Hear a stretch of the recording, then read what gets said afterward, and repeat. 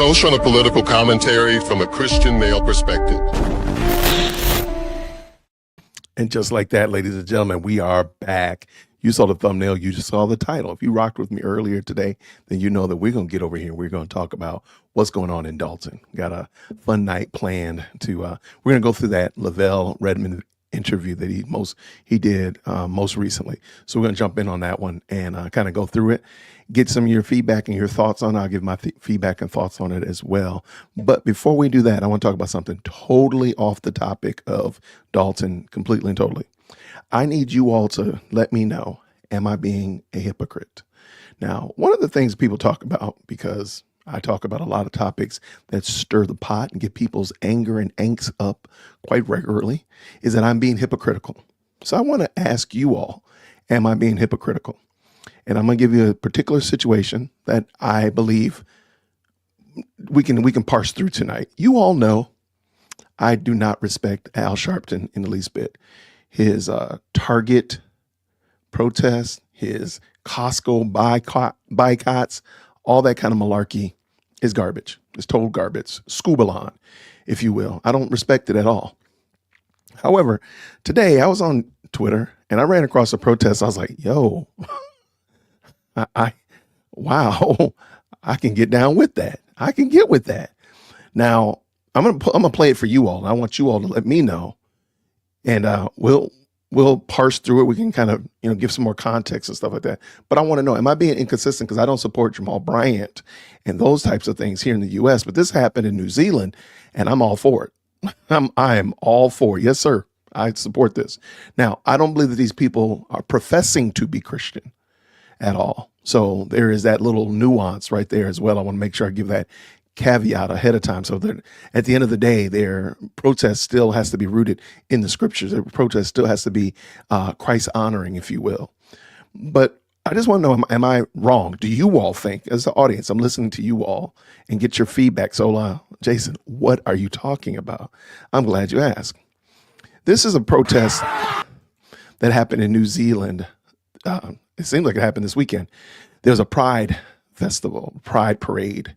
And the Pride parade was interrupted by an organization called Man Up New Zealand. And they work with men, help fathers to be better dads, boys to become husbands and fathers, and such of that nature. And they interrupted the protest. The parade with a protest. I just want y'all to look at it. Give me your thoughts in the comments. Feel free, after you hit that like button, of course, jump into the best live chat on the internet. Let me know, Jason, you're inconsistent. You got to support Al if you support these people. Let me know what you think. Let's go. Here we go.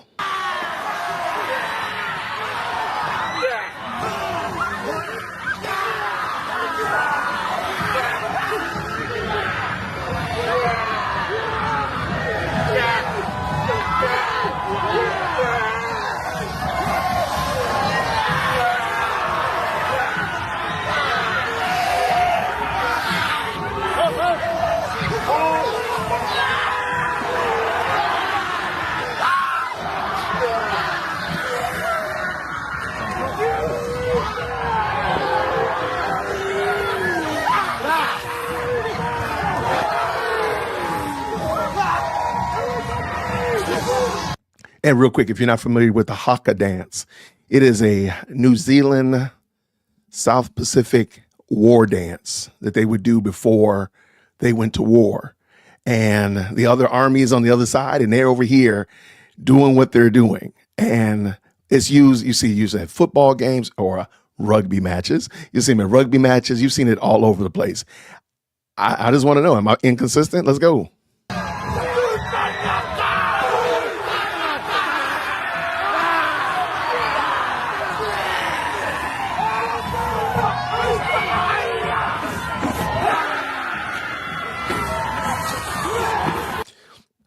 I'm going to stop real quick.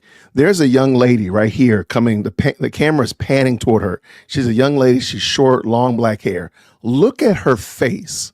Look at her face. I'm going to stop again when it comes to it, but just want you to see her face right there. This young lady right here. Look at her looking at these men in front of her, knowing that she's protecting the whomever behind her. How crazy is that? She's looking at men. She's defending the men behind her, against the men in front of her. And she knows in her heart, and you'll see in a moment, it's all over her face. She knows that these men in front of her, these are the ones that she would want to protect her if something happened. Let's go.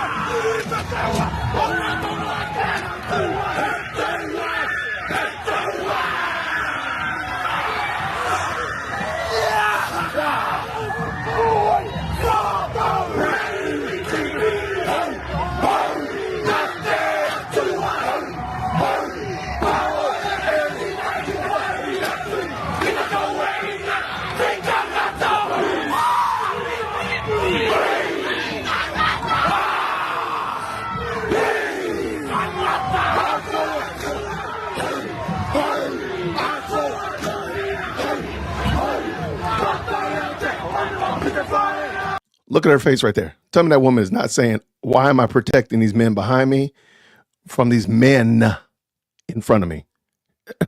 She's looking like I'm on the wrong team. Why am I here? Why am I here?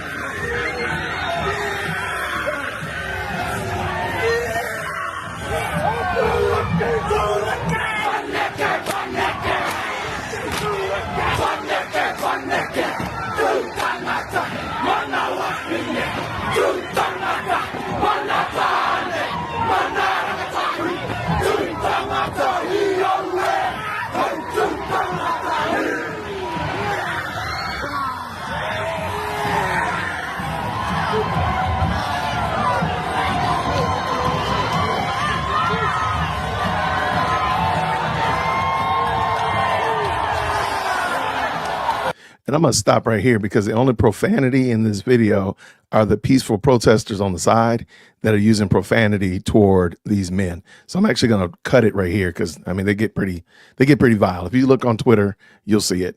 But now I want to talk, I'm going to do one more, and then I want to hear what y'all think about it. Am I being inconsistent? Because I can totally 100% rock with these guys.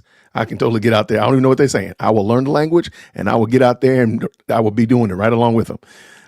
But before we get too far afield, Jason, what are you talking about? I want to bring this other one in because this same group went to another place where perversion was being exploited and being promoted. And they went to a library that was doing the same thing here.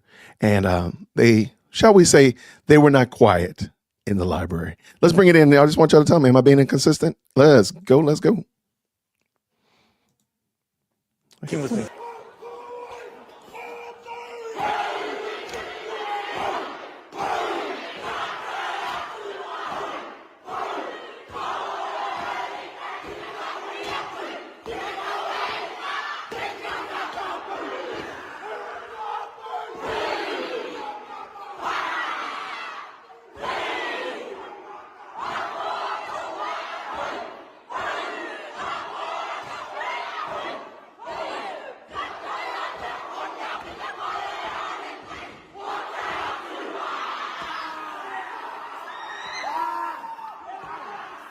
This is in one of their public libraries. Okay.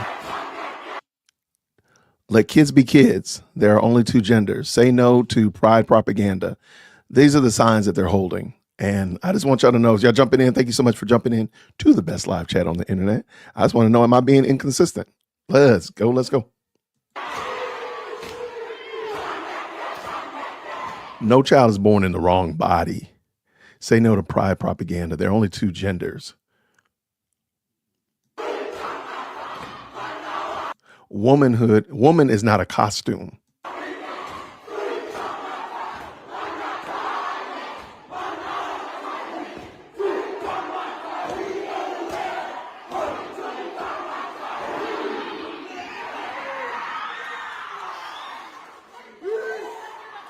All right. So those are the two protests, if you will, or anti-protest. I just want to know, am I inconsistent? Because I support that.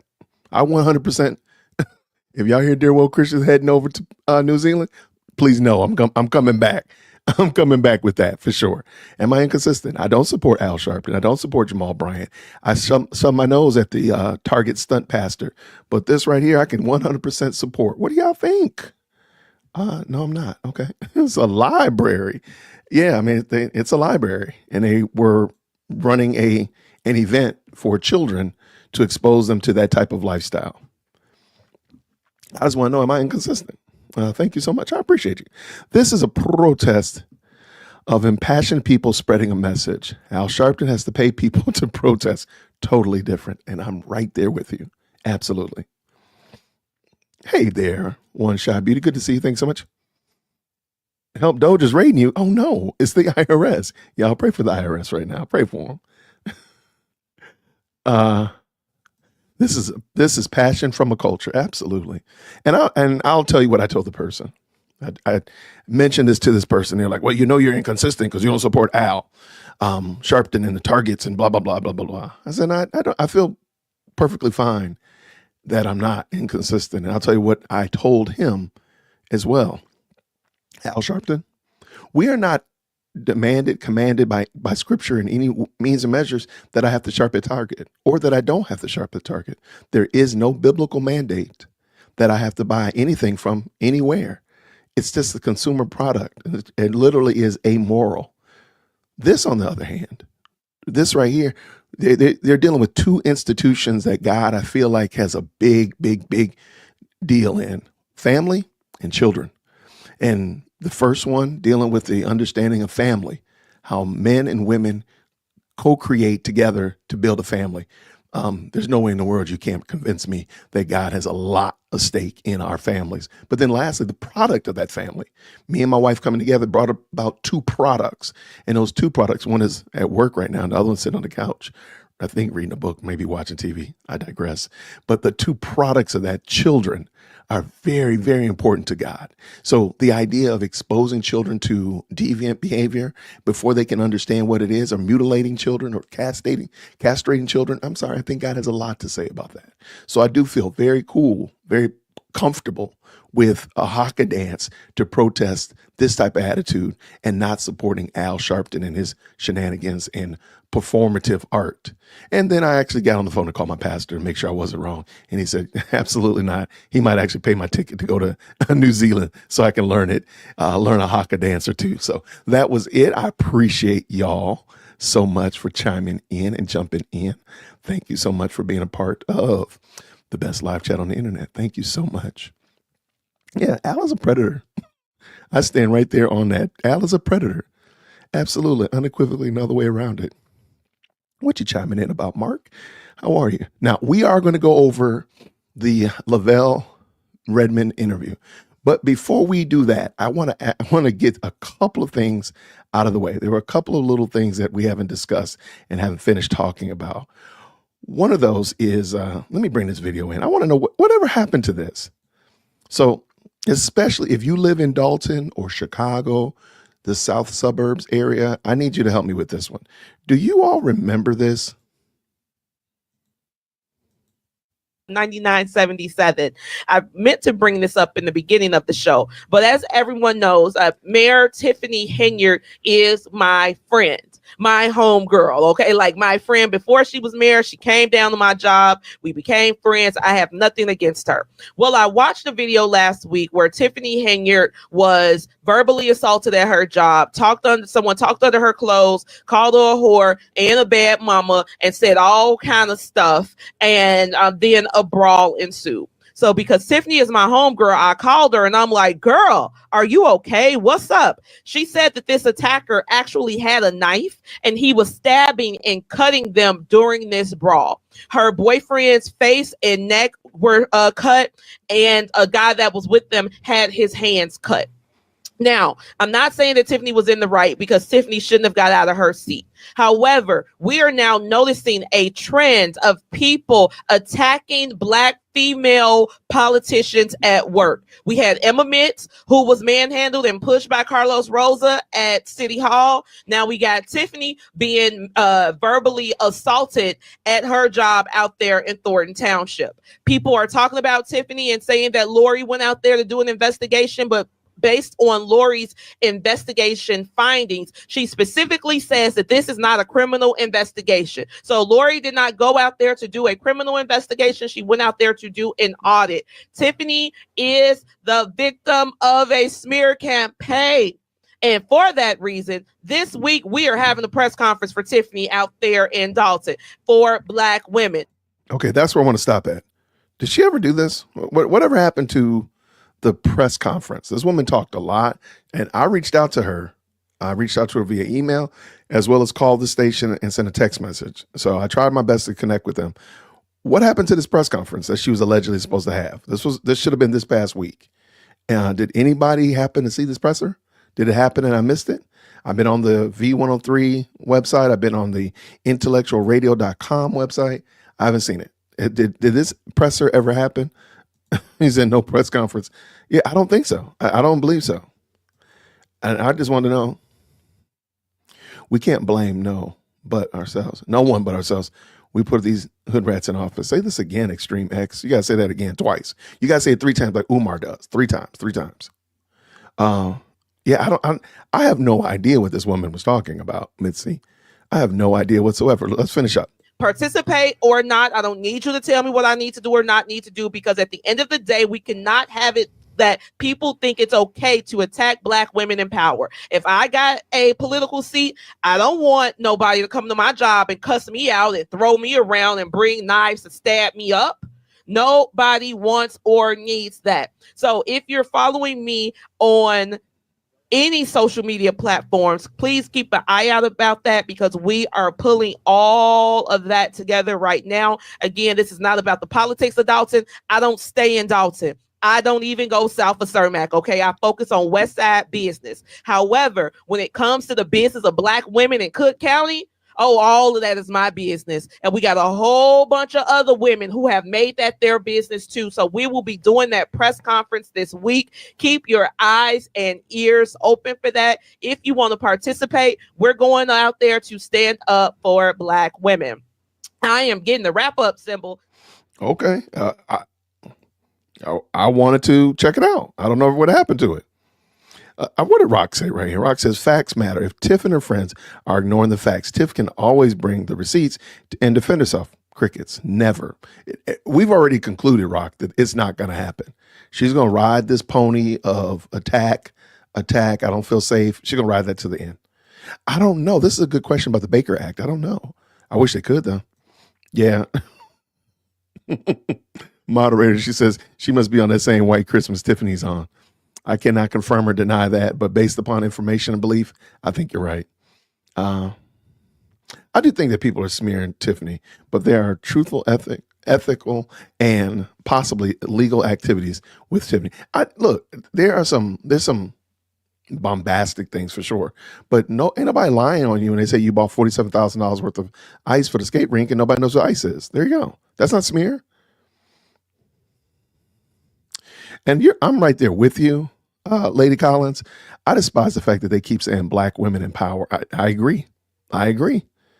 It's almost like, but I'm gonna do a whole show on that. I'm gonna do an entire show. I'm working on my script for it right now, but there's a level of dare I say inferiority that these people have that they have to keep projecting that. I'm gonna talk about it though. Maybe they will sue. All right, let's keep this going. She's inserting herself into Tiff's mess. Same thing as Cleopatra did. Same thing. Should always stand up for Black women. That's fine. I don't think any woman should be disrespected. Any woman should be attacked. I'm totally with you on that. But let me just ask a quick question. Is the reason Tiffany's experiencing this turmoil, is it because of her ethnicity? I don't even think it's really because of her gender. It's because of her ethics. It's because of the person that she is. In my opinion, that's the big problem, is that she's a morally bankrupt person. That's it. Because we wouldn't be having a conversation if she was a white man that was morally bankrupt. None of these things would matter. They'd be riding his backside about how morally bankrupt he is. If he was a Black man, they'd be riding his backside. Look at what they did to that man down in South Fulton here in Atlanta. They rode his backside because he was morally bankrupt. So I don't think it matters that her ethnicity, because as you just said, Peach, she could produce the receipts. If she produced the receipts, a lot of this would go away. A lot of it would go away. I don't know how she felt attacked, Shy Beauty. That makes no sense. Like, you ran into, I'm fine right here. I am dry. I am not wet. I am not cold. If I run outside where it's raining right now, whose fault is that? And then I'm so, how dare I be wet? How dare I be cold? Well, it's my fault. I shouldn't have took my big head outside. It's really that easy. I don't get it. Now, if she gets reelected, let me tell you something. Let me tell you something. If she gets reelected, I'm telling you right now, oh my gosh. Well, all I can say is I'm going to buy 2 Hellcats when that's over. If she gets elected, I'm buying 2 Hellcats. Because, I mean, it's going to be content upon content. It's going to be like an all-day content stream, for real. It's going to be crazy. It's going to be crazy. Hey, real quick, my loves, thank y'all so much for tapping in. There's about 130 of y'all right now, 121, please forgive me, that have already jumped in. Thank you so much for jumping in. I got this from somebody in Dalton. They sent me a mailer that they got from Team House. And I want to look at it. I'm sure you probably have seen it. I just want to ask a question though before, let me pull it in real quick so everybody can see it. You may have seen this. You may not have seen it. It's that needs to be bigger, Jason. What in the world? Producer Jason, who's trying to work on it, work with him. So we can make this bigger. Oh, there we go. Okay, Chicago Sun-Times editorial. Dalton Mayor Tiffany Henyard's big spending ways get fully exposed. Okay, does Tiffany send out any mailers? Because I'm seeing a lot of people posting Team House, Clean House 2025 mailers.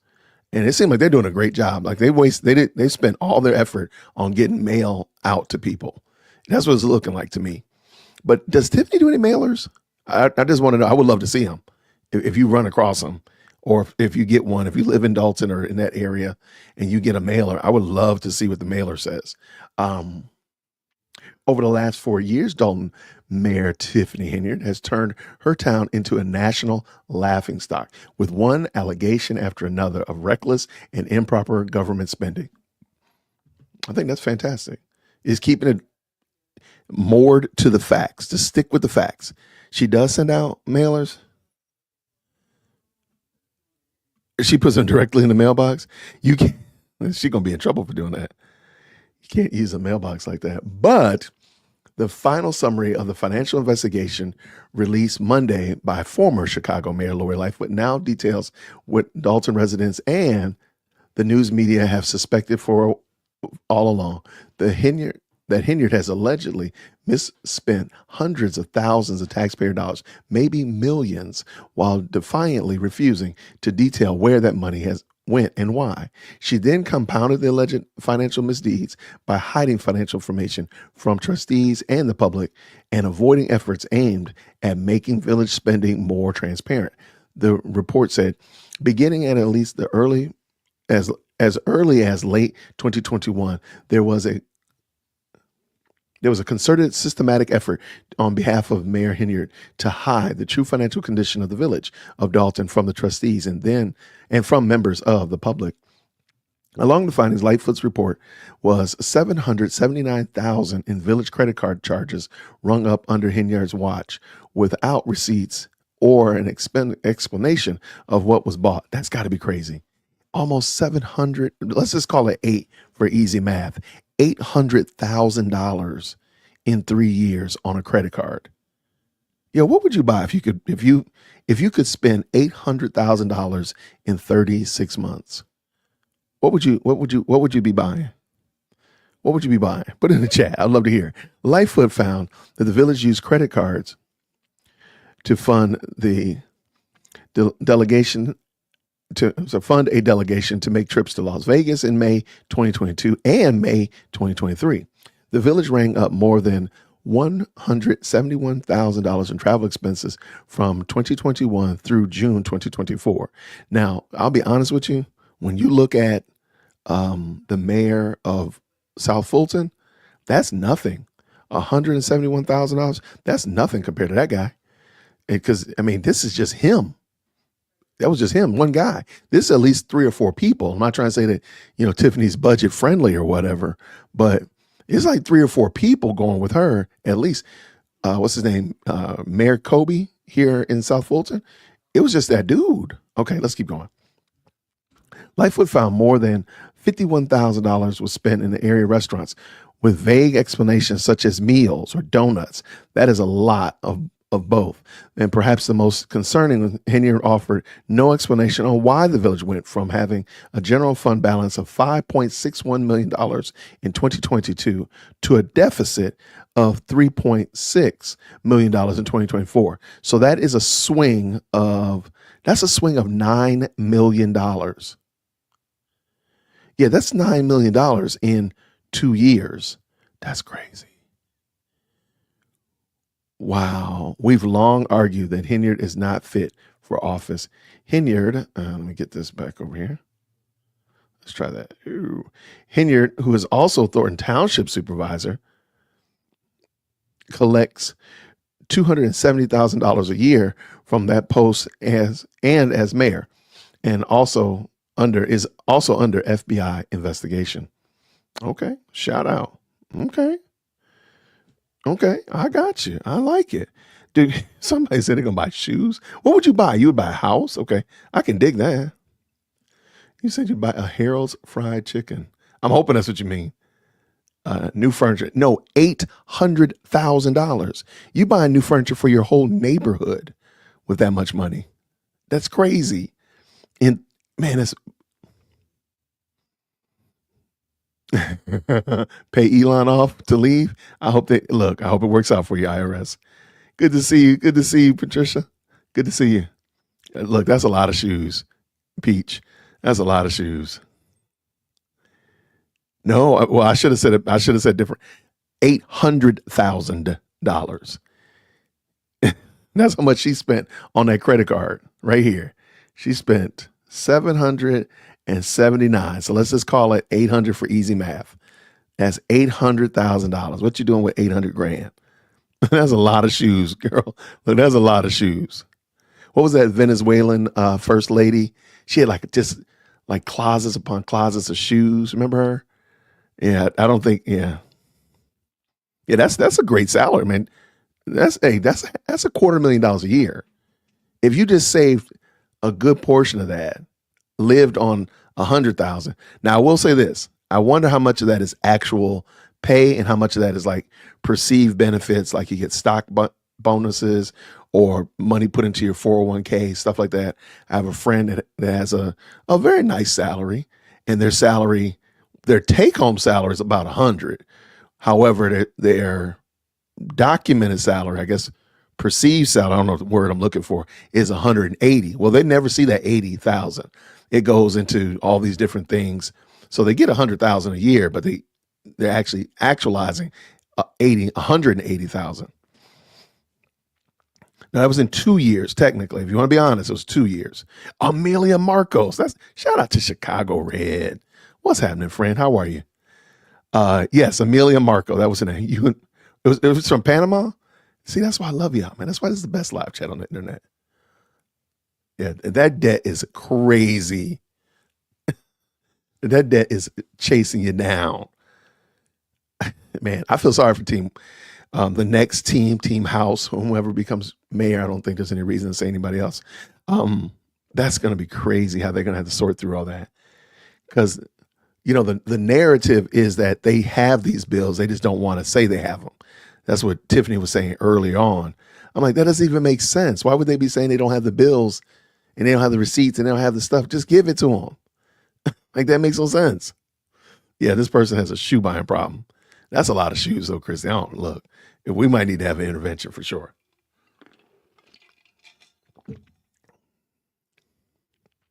We might need to do a little intervention right here on the channel. What did Mark say? Mark said this: you reap what you sow. Whatever money Tiff has left will be spent on her legal fees. Come on. Oh man, we gotta have like a dual intervention up in here. Buy one, get one free. Intervene with one, get the other one free. She was balling. Clearly, she was balling in Vegas. Swiping that card. Was that the nickel slot machine? Pew, swiping that card. Pew. And she was wilding out. So yeah, I just wanted to know whatever happened to the lady, and I forgot her name, P. Ray. She was supposed to be doing a press conference. What happened to the press conference? we were here to support you at the press conference. And then also, if you live in Dalton or Thornton, respectfully, if y'all get mailers from Tiffany, could you send them to me? I would love to see them, because all I'm seeing are mailers from Team House. I actually haven't seen any mailers from anybody else, truth be told, but I see a lot of mailers from Team House. They look like they spent all their money on the mailers, which is cool. I mean, it is what it is. It gets a little annoying after you've already voted, though.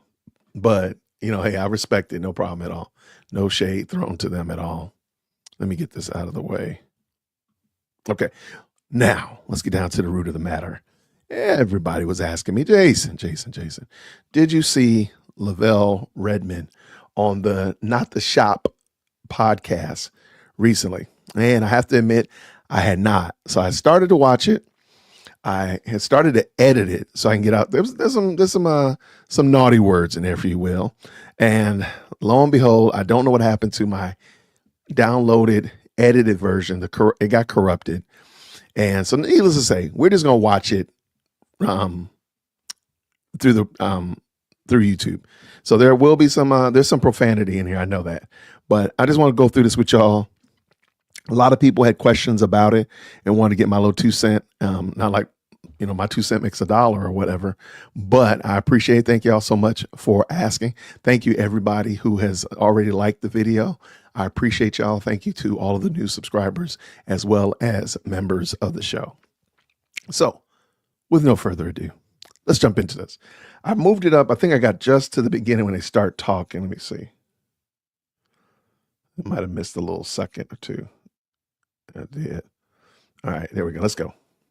Been a lot going on, man, in the media with you. One in the chat when you can hear. It's crazy. How you feel about all this attention? Well, I feel like God don't make mistakes, so wherever life throws me, I suspect it's part of my legacy. Yeah, man. I see. I see they got Tiffany Henyard in a bunch of ropes and stuff, and so I want to talk about this for a minute, right? Because we obviously know the obvious that's going on in the media, but I want you to give like these people a look over your life as far as like where you come from and how things was as a kid for you, like what side of town you grew up on. Well, I grew up predominantly in my younger years on the west side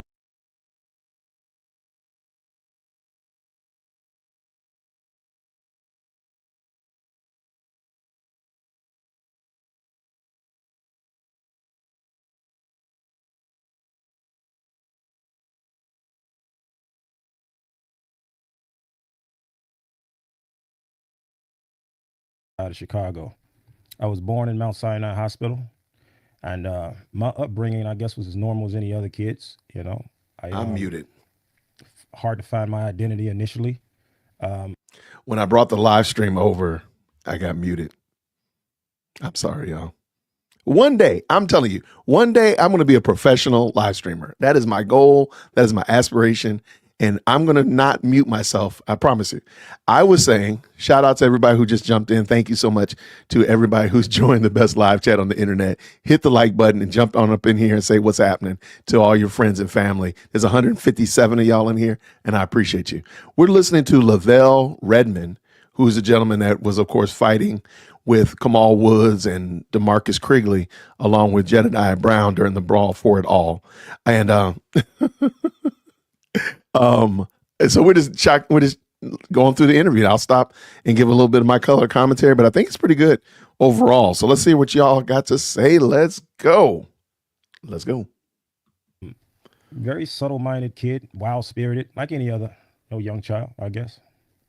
So for me, like, cause I remember like when we was kids, you kind of like, I think we separated when I was probably about 11 or 12 or something like that. I think you had wound up, obviously catching the case. And, so that was pretty much like the end of our relationship as brothers. Cause I was so young and you left, pretty young yourself. So leading up to that, what kind of kid was you before you actually went and caught the case that you ultimately went to prison for? Well, I was always a very creative kid. All glory to God. Artistic, very expressive through my talents. I was a very poor kid.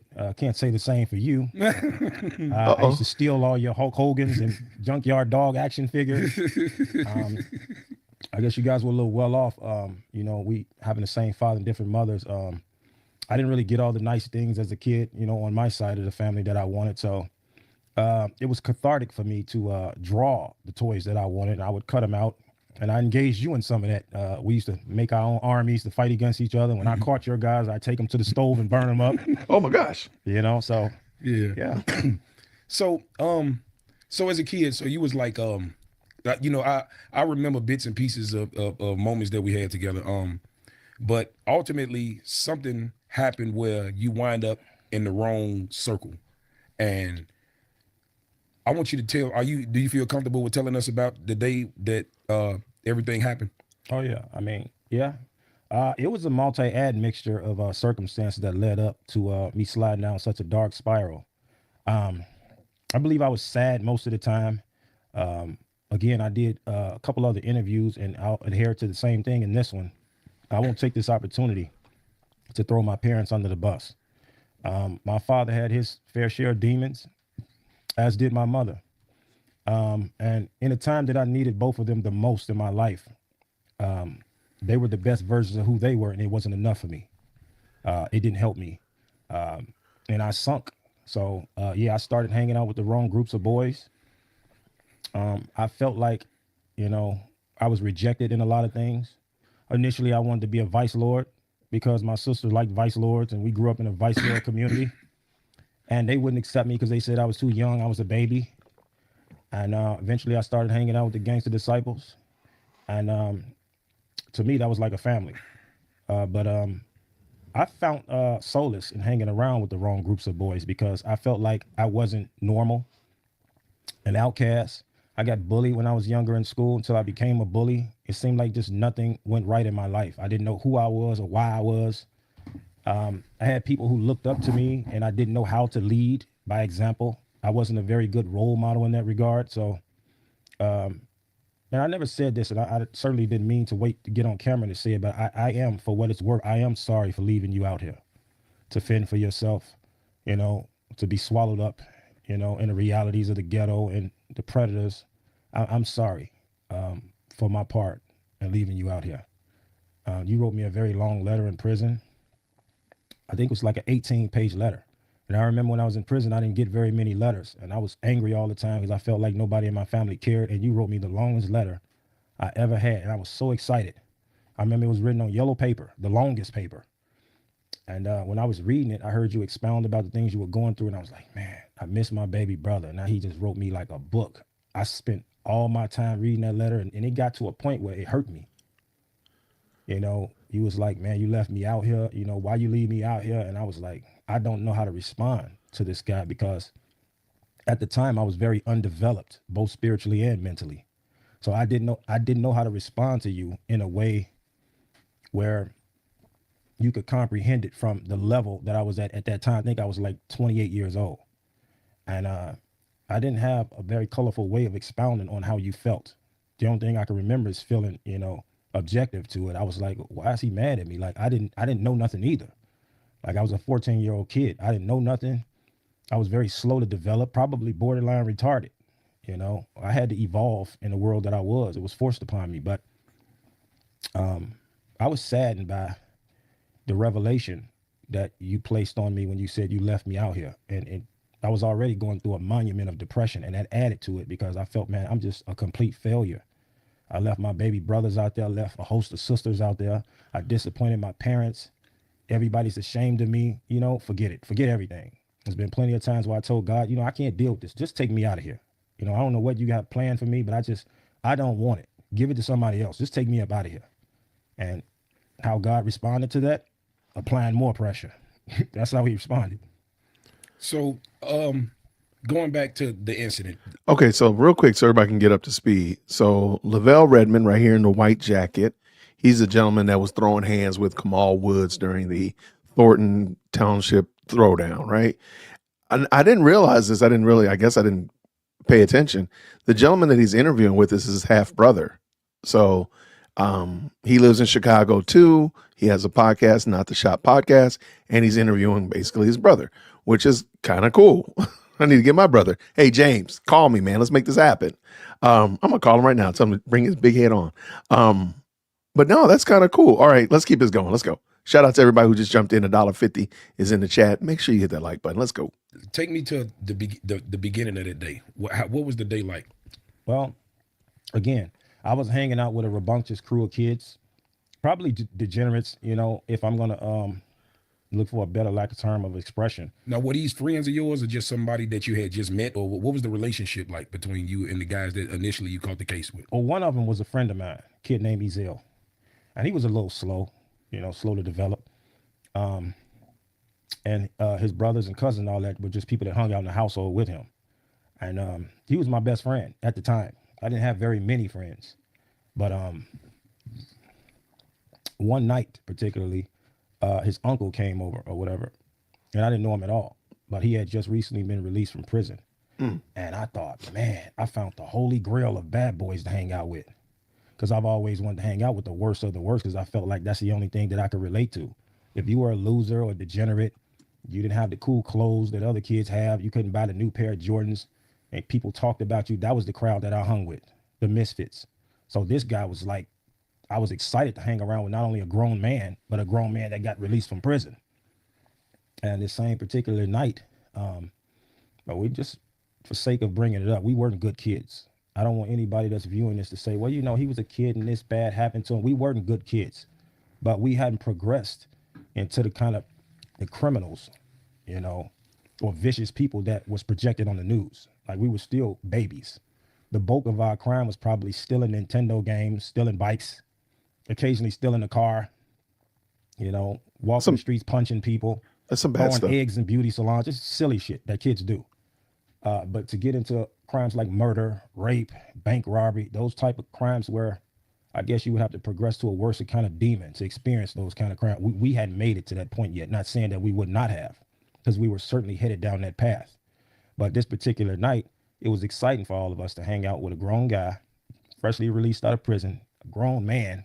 It was a big brother sort of experience.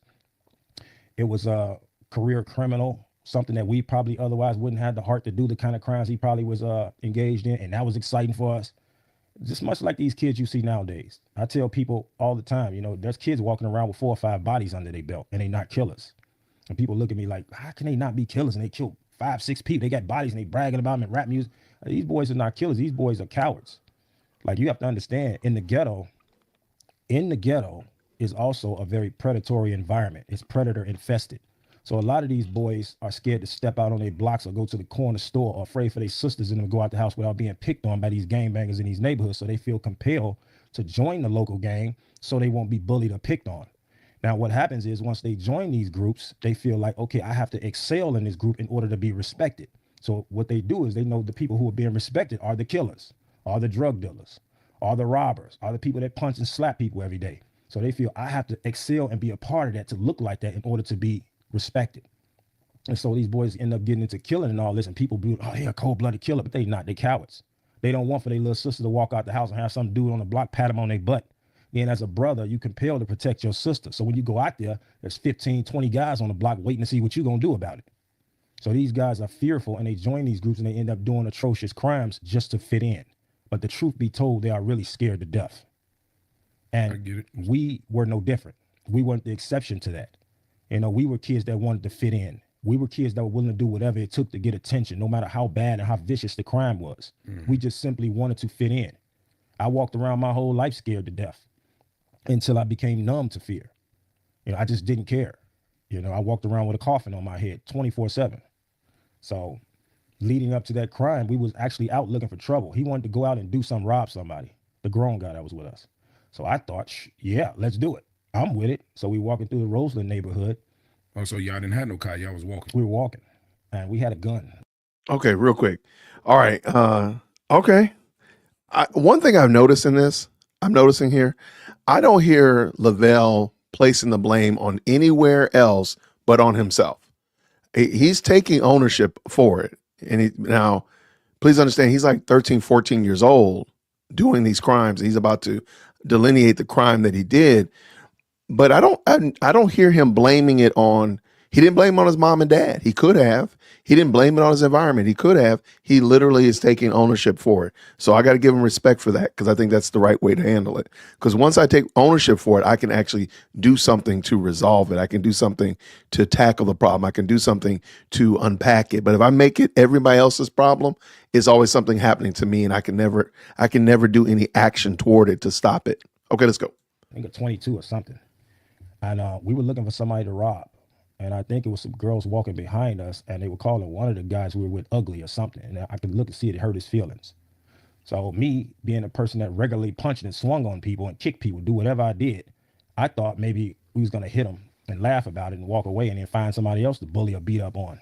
But it turns out that the older guy that we were with had other plans. And so it got to a point where some people got kidnapped, beat up, sexually abused, and everybody walked away. When we got back, I think the family of the people who I were hanging around with, because these boys were all family members.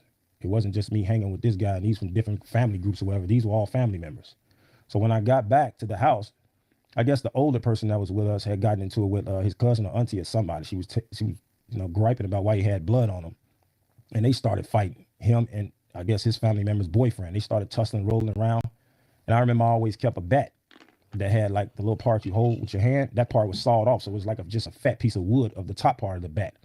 And I was trying to hit the boyfriend of the auntie or whoever his cousin was in the head with it, because I didn't want to beat up the older guy that I was with. So it looked like he was doing a good job tussling with him, but I just wanted to crack him one time. So out of nowhere, police swarmed from everywhere. So what I did not know is that his auntie or cousin, whoever the lady was, whose boyfriend he was like, she had already called the police. Subsequently, the police were already looking for the people who had violated the girls. I didn't know none of this, so I just walked down the street, and the police didn't think nothing of me, and they arrested all them. When they got to the station as family members, I suspect they all tried to link together and put everything on me, thinking, he's not family, let's just dump it all on him, which I never got caught. So what I did was go down the street, and I was already tired and intoxicated because I was drinking a little bit that day. I kind of crawled up under somebody else's porch and just fell asleep in the dirt. I woke up, I walked across the street to my house. I knocked on the door, and my baby sister answered the door. And she was like, Lavelle, the police are looking for you. I said, so what? I went upstairs and I fell asleep, dirty, dirt all over me, fell right on my own mattress. I woke up, it seemed like 20 minutes later, with flashlights in my face, and the police told me to get up. They asked me, was I Lavelle Redmond? I said, yeah. So what they did was took their finger, the little latches that your belt go through in your jeans, they just put their finger through one of the latches and jacked my pants up and just walked me downstairs. When they walked me downstairs and got me to the police station, apparently the boys and the older guy we was with had already given statements. This crime probably happened at 6 o'clock in the evening. They didn't take me to the station till 1 o'clock in the morning. So they had already gave whatever statements they gave to the police, and the police were coming in telling me what they said. So what the police would do was they would let me go to sleep, and then they'd wake me up trying to give me a pop and some donuts to talk. And I told them, just get out of here, call my mama. And so they like, all right, don't worry about it. Go back to sleep. They'll let me go to sleep. And once they got me into a good nod, they would wake me right back up again. Tell us what happened. And I was like, look, I'm tired. I don't want to talk. I'm a juvenile. I want to see my mama. They was like, well, your mother's not coming. And they never did call my parents. And then they would try to get me to say a little something. They would tell me what the other guys said. Oh, they said you did this and that. No, that's not true. They took me into a police lineup. I never got picked out of a lineup. So they took me back to the interrogation cell again and told me, just take you a nap. They let me fall asleep again, peek in on me to see was I in a good sleep, and wake me up again. So they basically trying to torture me to let me sleep, wake up, go to sleep, wake up. And they told me what the other guy said. He's like, well, this guy's saying that you did such and such and such, and you hit them with a board and you did this. I said, I ain't do none of that. Were you there? Yeah, I was there. Obviously, y'all know I was there. Well, what did you do? I laughed. I threw some punches, but I didn't do the bulk of what you guys are charging me for. And I never wanted to name these guys because I was in situations like this before, and I got put in an Audi home, or I got arrested and took to the police station. And because of my age, they would let me go. So I thought this would be another one of those scenarios. They questioned me, interrogated me, not get nothing out of me, and then let me go. But I had no idea about being charged as an adult. I didn't know that for certain crimes, they can charge you as an adult and you'd be going away essentially for the rest of your life. But you was ultimately arrested in when you was 14, right? 15. Okay, so was it possible that they railroaded your case till you was 17 and then charged you as an adult? How would that, or did they charge you as an adult right off the bat? Okay, as so a 15-year-old. So this is how being charged as an adult go.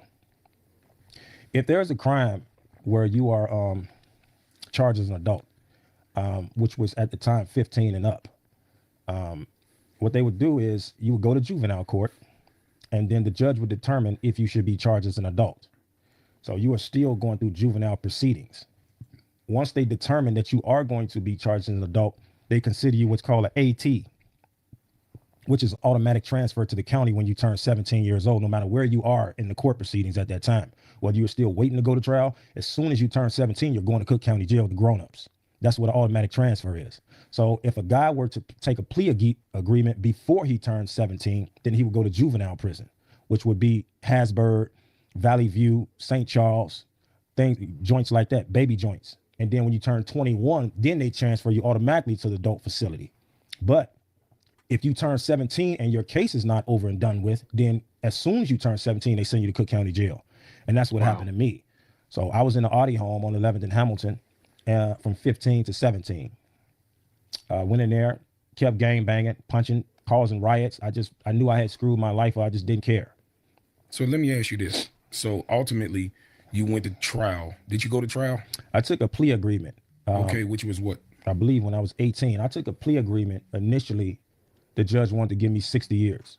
Oh my gosh. But my mother started crying in the courtroom, and the judge said, you know what, I'm gonna knock 10 years off of him. 60. And so I ended up taking a plea for 50 years, although there was other people that told me don't take that time because they can't give you that much time. So ultimately, what evidence did they have on you other than you? So were you charged, or was everybody equally charged as far as the time go, or was it like, okay, you were there, so you get this much of time, but these people actually did it, so they'll get more time? Was it something like that? It wasn't like that. So one of the guys that were with me was actually 16, and because he had I guess he wasn't on the police's radar as far as having a rap sheet, he ended up lying, say he was 14 because he knew the system. He knew about the being charged, so he knew exactly what age to give them to not be charged as an adult. But he was actually 16. Oh my so gosh. What they did was, since I got charged as an adult and it was my first offense, they didn't want to give me as much time as they did the older guy, but they gave me the maximum on what they could give me nevertheless. And because the other two guys got charged as juveniles, they gave them juvenile natural life, was to commit you to a juvenile department of correction until you're 21 years of age. Now, why was they able to get that and you wasn't? Because they got charged as juveniles and I got charged as an adult. Because of your record? I didn't have a record. So, I had 11. So that's what I'm saying, because it seemed kind of tricky. It's like, how did they get an escape route, but you didn't? And you was 14 too. So I'm trying to understand. Well, I was 15. So being 15. So that 1 year made a difference. That 1 year made a difference.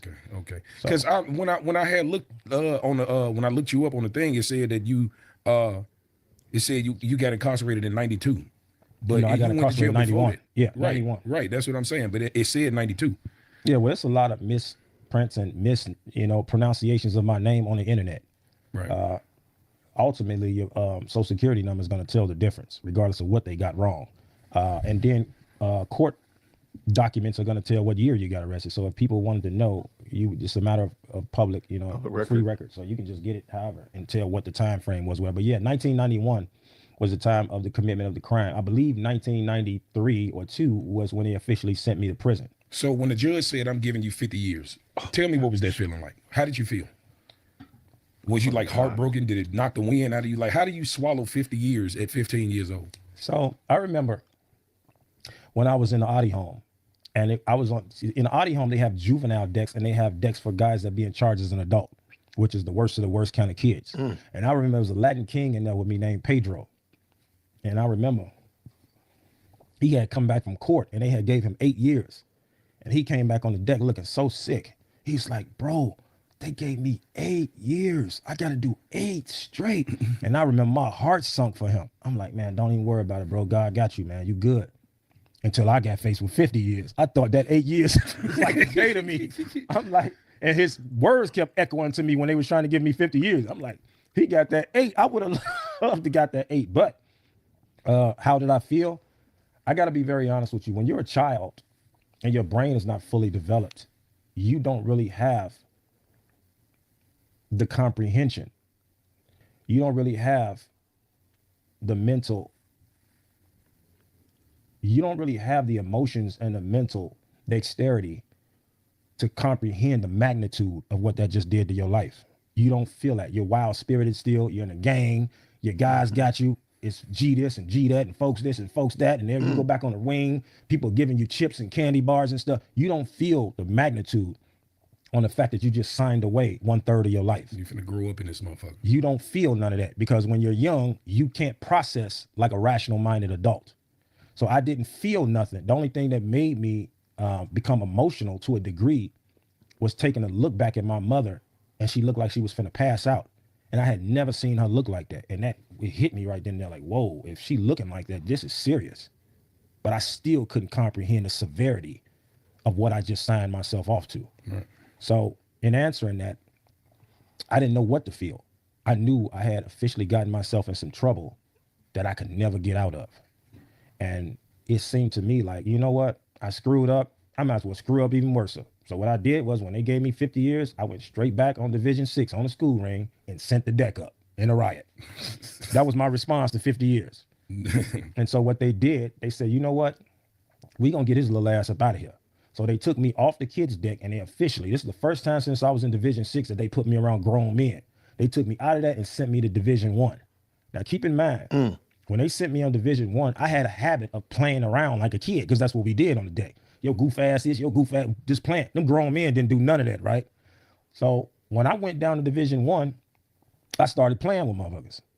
The response to that, the black disciples all up knives on me and surrounded me. Yeah. So I'm looking like, what the fuck is wrong with these goofy? And the GD, to this day, I don't know they knew I was GD. I still don't know how they knew. They just knew I was a GD, and the GD stopped it. Now, keep in mind, this was the first time I had officially met one of our board members. If you a GD or if anybody else know about gangster disciple culture and hierarchy, board members do not play, right? They sent me on the deck with a guy named Mike G, and he was playing domino. He didn't even budge or turn around to see what the commotion was. So the GDs wanted to beat me up because according to GD law, there's no horse playing. So we couldn't horse play or no other mobs, whether it was Vice Lord, Latin King, there was no horse playing amongst men. You couldn't play. That just was a no-no. So one of the guys that had the deck for us told me that Mike G wanted to talk to me. Okay, I got an unpopular take. Here, and I wanted to comment about this right here. One of the things I've noticed about society and culture today is that there's not a good delineation between fathers and mothers, adults and children. Just go on TikTok and you'll see exactly what I'm talking about. Okay. And I've told this story before. I love playing with my children. I don't like playing with my children. What I mean by that is we will joke, we will tell stories, we will, all that kind of stuff like that. But stuff that children do, AKA some of these dances, some of these little things that they do, they know that daddy doesn't do that. And if you look at some of my earlier videos, President Firstborn used to come in here trying to get me to do dances with her. She would come, and Chief Executive Secondborn wanted me to do these little skits that the kids are doing on TikTok. And I said, no, that's not what, dads don't do that. Adults don't do that. And they've learned now, like, yeah, we don't do that. Like they can do it. No, knock yourself out, whatever, have fun. You're children. You're supposed to do that. As a dad, I can still have fun. We have a great time over here at Whitaker Park. I don't do things that children do. And I just think it's interesting that gang culture says there's no horse playing. Like you have to have a gang culture code that there's no horse playing. We're adults. Like at some point, I'm not saying that it's bad to joke around with your children or horseplay, even with your kids. Okay. I'm not saying that. All I'm saying is that I don't think it's established that there's certain things that after a while, we just go ahead and grow past those. And we just don't do those anymore as dads, as moms, as adults. And I think that's part of the problem, that there's not a good delineation. And then also, let's go back to what got Lavelle Redmond in trouble in the first place. He was hanging out with a grown man that just got out of prison. And this dude is carting around some 14, 15-year-olds out here doing dastardly. That dude right there is out of pocket. No. I might hang around some people that are younger than me. I ain't hanging around nobody's children. That's just not going to happen. I don't like hanging around with mine. I'm just kidding. But you got my point. Like, no, that's out of pocket to start with. And that's how that young man got caught up in this foolishness, is that he was around a whole grown man that was doing wrong and dirt. And so I think it's just interesting, something to consider and talk about, is that gang culture seems to have a better grasp on certain things than we do who are outside of gang culture and outside of jail culture. Like horsing around for adults, we don't do that. Matter of fact, I might have to show you the video of Jamal Bryant getting pressed by some gang members in Baltimore. I got the video. I might cue it up when we get done here and just show you like the way the gang members address Jamal and come across as Jamal. Jamal quickly melts down to like child status very quickly. And it's kind of bad to see like somebody who professes to be a Christian, somebody professes to be an adult gets pressed by others and himself, he just kind of melts down into child mode. And we'll look at it. But I think that's very interesting how Lavelle said that. Let's go. Now, I've never been the type of child, maybe because I was borderline retarded. I have never really feared much until I met Mike G. Right? Mike G sound like he's gonna put you in your place. So they was like, man, the old man want to holler at you. I'm like, the old man, yeah, Mike G want to holler at you, man. I'm like, who is Mike G? Like Mike G over there. Now remember, I don't know the guy that's telling me to talk to Mike G was the guy that had the deck. I was thinking that the guy Mike G was the guy that had the deck, and he was escorting me to the guy that had the deck. So you know, when you in trouble and you know you faced with getting your ass whooped, a whole lot of scenarios going in your head as an excuse, right? So I get to him, I was like, how you doing? He didn't even look at me. He was just playing dominoes, like, what went on over there? Like, what the fuck can I tell this nigga? I said, man, G. I said, man, I was just playing with these niggas, man. They pulled knives at me. I couldn't make this up, bro. The man slammed the domino down and said, fuck them niggas. I turned around getting ready to, I just knew they was finna rush us after he said that. And I realized who this dude was and still didn't know. So I realized that half of Cook County Jail was terrified of Mike G. Like Mike G, when I was on the deck with him, any governors and anybody that knows who G's are, they know who governors are. Governor runs certain regions of the city. Every governor that got locked up, he was like having people bring their teeth to him. Like this was a dangerous dude. And since then, I met a lot of board members for G, but this dude was exceptional. Like he wasn't the type of person that just sent people to do stuff to. He would literally go with them. But he wielded a lot of power. He held a big stick. So I was terrified the whole day. I'm not even gonna front with you. I still thought he was gonna have my ass whooped, even though he was acting calm about it.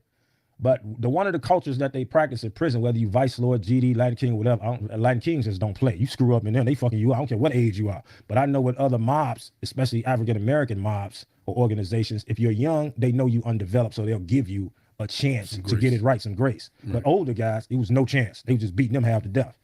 But later on that night, this was a funny thing that happened to me. Later on that night when they was locking the deck down, now remember, the BDs hate me because I had just damn near sent the deck up and then I got Mike G to disrespect them. So they hate me, but they see that I'm a baby because I still look like I'm 15, even though I'm around guys 40 and 50 and 60 years old. Right. So they put me in the cell with a guy named Mike Slim.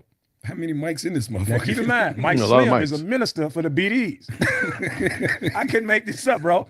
So I get in the cell with him, and I wonder why he got an attitude. He like 60-something years old, looking like somebody could be my grandfather. He mad, he got a grimace on his face. And Mike G, the board member, was next door to me. I didn't want to bip a bop or make a sound. I didn't want to say nothing, right? I get in the cell, and since I was a baby, you know, I seen Mike Slim pull this commissary from up under his bed. He had Doritos, candy bar, all type of stuff. By me being a kid, I did not understand the magnitude on how I just disrespected the black disciples. So he didn't say nothing to me in the cell. But me being a kid, I still found the courage to ask him for a bag of chips, right? It's no joke. I said, Sally, what's your name, man? He said, man, they call me Mike Slim. I said, Mike Slim, man, can I get a bag of chips, bro? I got you back and I go to commissary. He looked at me, man. He put his hand up on his knee and looked over at me. He said, young blood. He said, you GD? You ride GD? I said, yeah. He said, man, what's the matter with you, man? I said, what you mean, what's the matter with me? He said, man, what you did earlier, man. He's like, man, that was unbecoming, man. That wasn't even called for. I said, what did I do? I was just playing with these guys out here. And they up knives on me. He said, brother, it's certain standards you got to hold yourself to. You grown. You in a grown man environment. You can't do all that playing around here. He said, you're a young guy, man. You really don't know no better, man. He's like, man, by the way, man, you know who that is next door? This when I found out that Big Mike was a board member. I still didn't know, even though I got pulled to the table early. I didn't know he was a board member. He said, man, that's one of your board members, man. He said, I'm Mike Slim, man. He said, I'm minister for the BDs, man. Now I'm like, oh, shit. I guess God finna have a field day. I'm like, they didn't put me in the cell with a minister for the BDs. I just had them up knives on me earlier today. Now I'm in the cell with one, and the one that's really over them. And Mike Slim had a lot of power. He said, man, ask your board member Mike G, man. He said, ask him for a bag of chips, man. I sat there for about 2 hours before I gathered up the courage to ask him for anything. Because I'm thinking, I don't even want to talk to this nigga. This nigga grown as hell. This nigga big as my father. I don't want to say nothing to this dude. So eventually my stomach started getting the best of me. I'm starving. I bang on the wall. I'm going to bed. I said, Mike G. Yeah. He had a big swole white boy in the cell with him. Big swole white boy. Looked like a Hell's Angel. So I said, man, G, I said, I'm a little messed up over here, G. Can you send me a little something over here to eat? He's like, hold on for a minute. And then he had the officer bust the cell down, man. When I tell you this dude gave me the biggest bag of commissary. I'm talking, he must have gave me like 40, 50 bags of chips, about 30 candy bars, pops, everything. So he said you were right. Man, I was still scared to say something to this nigga the next day. I didn't want to thank him. You know what I'm saying? I want to ask you about this, right? Because I heard of an incident where you actually had a fight where you had to have jaw surgery in jail. Tell me about that incident. So when I was a juvenile, I was a complete and utter idiot. So I was very wild, very uncontrollable. And I was in juvenile detention when this happened. So this was before the county? This was before the county. And a lot of guys got beat up for this. I'm gonna tell you the story. So in the Audi home, I didn't get too many visits from my family, but other little guys that was in there used to get visits from their family. And the way the juvenile detention center is that your family bring you up all your goodies and all that, cakes, cookies, whatever it is. And I was already in confinement, which is what they call juvenile solitary confinement, like segregation for fighting already. So when you fight in the Audi home, they take your whole bed out the cell. Like you literally laying on the floor on a mattress. So I'm in there and the vice lords, I guess, were getting a little deep on the deck and they started bullying a lot of the folks. And so everybody came to my cell because they know I was the biggest retard on the deck that would do something crazy. So they was like, man, when you get out of confinement, we gonna send the deck up because the vice lords getting too deep and they bullying little scrawny, little bitty GDs and stuff that was scary. And the Latin folks was with it too. They was like, man, we gonna send it up as soon as you get out. So I came up with a brainiac idea. Like, okay, listen, this is what we gonna do for me to get out the cell. I said, when y'all get y'all visits, as soon as visit over, y'all tell Mr. Willow, he was an attendant at the time that had the deck for the juveniles, staff member. I said, tell Mr. Willow that y'all got some cookies and stuff for me and he gonna give them to me. He gonna open the door. When he open the door, I'm gonna kick the door and we gonna send the deck up. It happened successfully. One of the guys came to the door like, Mr. Willow, can I give him something? He didn't get no visit. Mr. Willow like, all right, now, just you can't give him all you got, but you give him a little something. So he opened the door. As soon as he opened the door, boom, I pushed the door open. We sent the deck up. One of the guys that was a Milwaukee King for the Latin folks, he started swinging a metal garbage can and all this. One of the vice lords, conservative vice lords named Snoop, for some brainiac idea, which is still hilarious to me to this day, even though you have to have a sick sense of humor to find this funny. He just started picking up heavy plastic chairs and just throw them in the crowd. He didn't care if he hit vice lords, GDs, or he didn't care who he hit. He was just slinging chairs. And one of them chairs caught me in my head and broke my jaw. And when I fell and hit the floor, there was a few vice lords stomping on my head either, which that could have broke my jaw or the chair. And so when everything was over with, they had successfully locked everybody up. I got up and I felt like I had the worst wisdom toothache on the planet.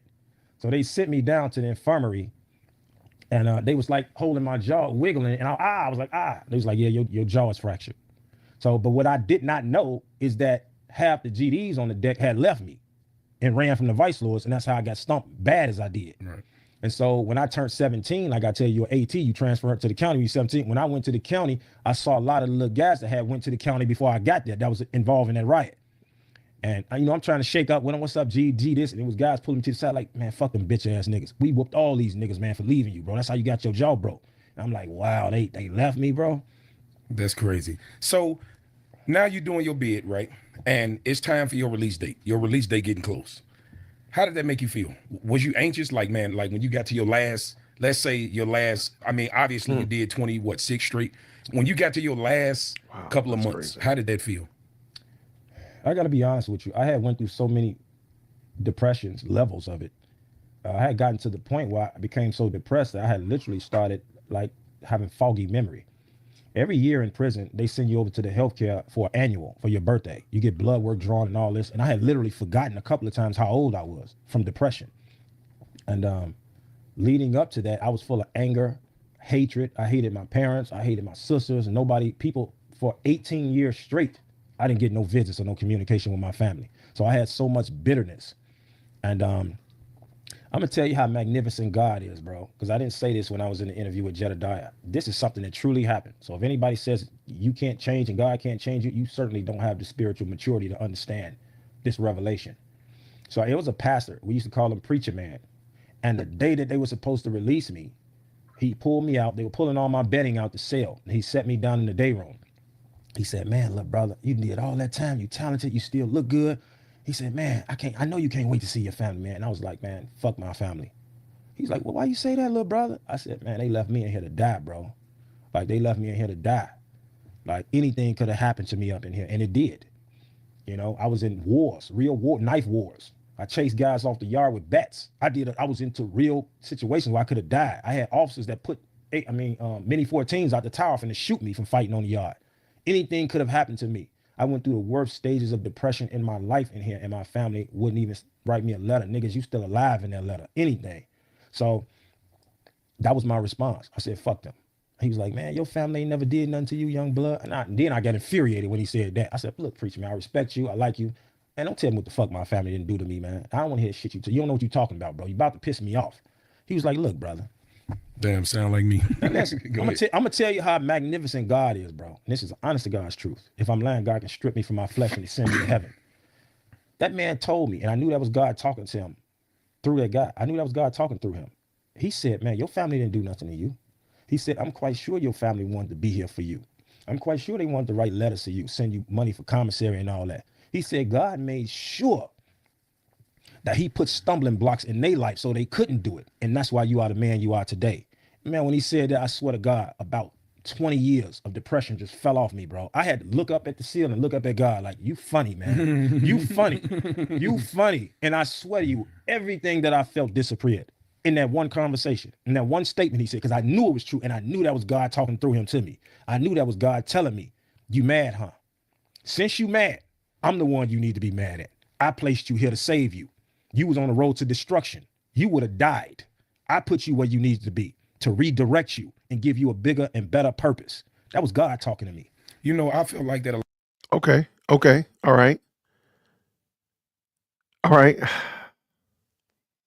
I can get down with his testimony. I need a gospel message, though. I need a message of the gospel, not just, God was talking to me and such of that nature. I need a gospel message of how did you deal with your sin? How did you deal with it? Did you deal with it, or did Christ deal with it? It's really that simple.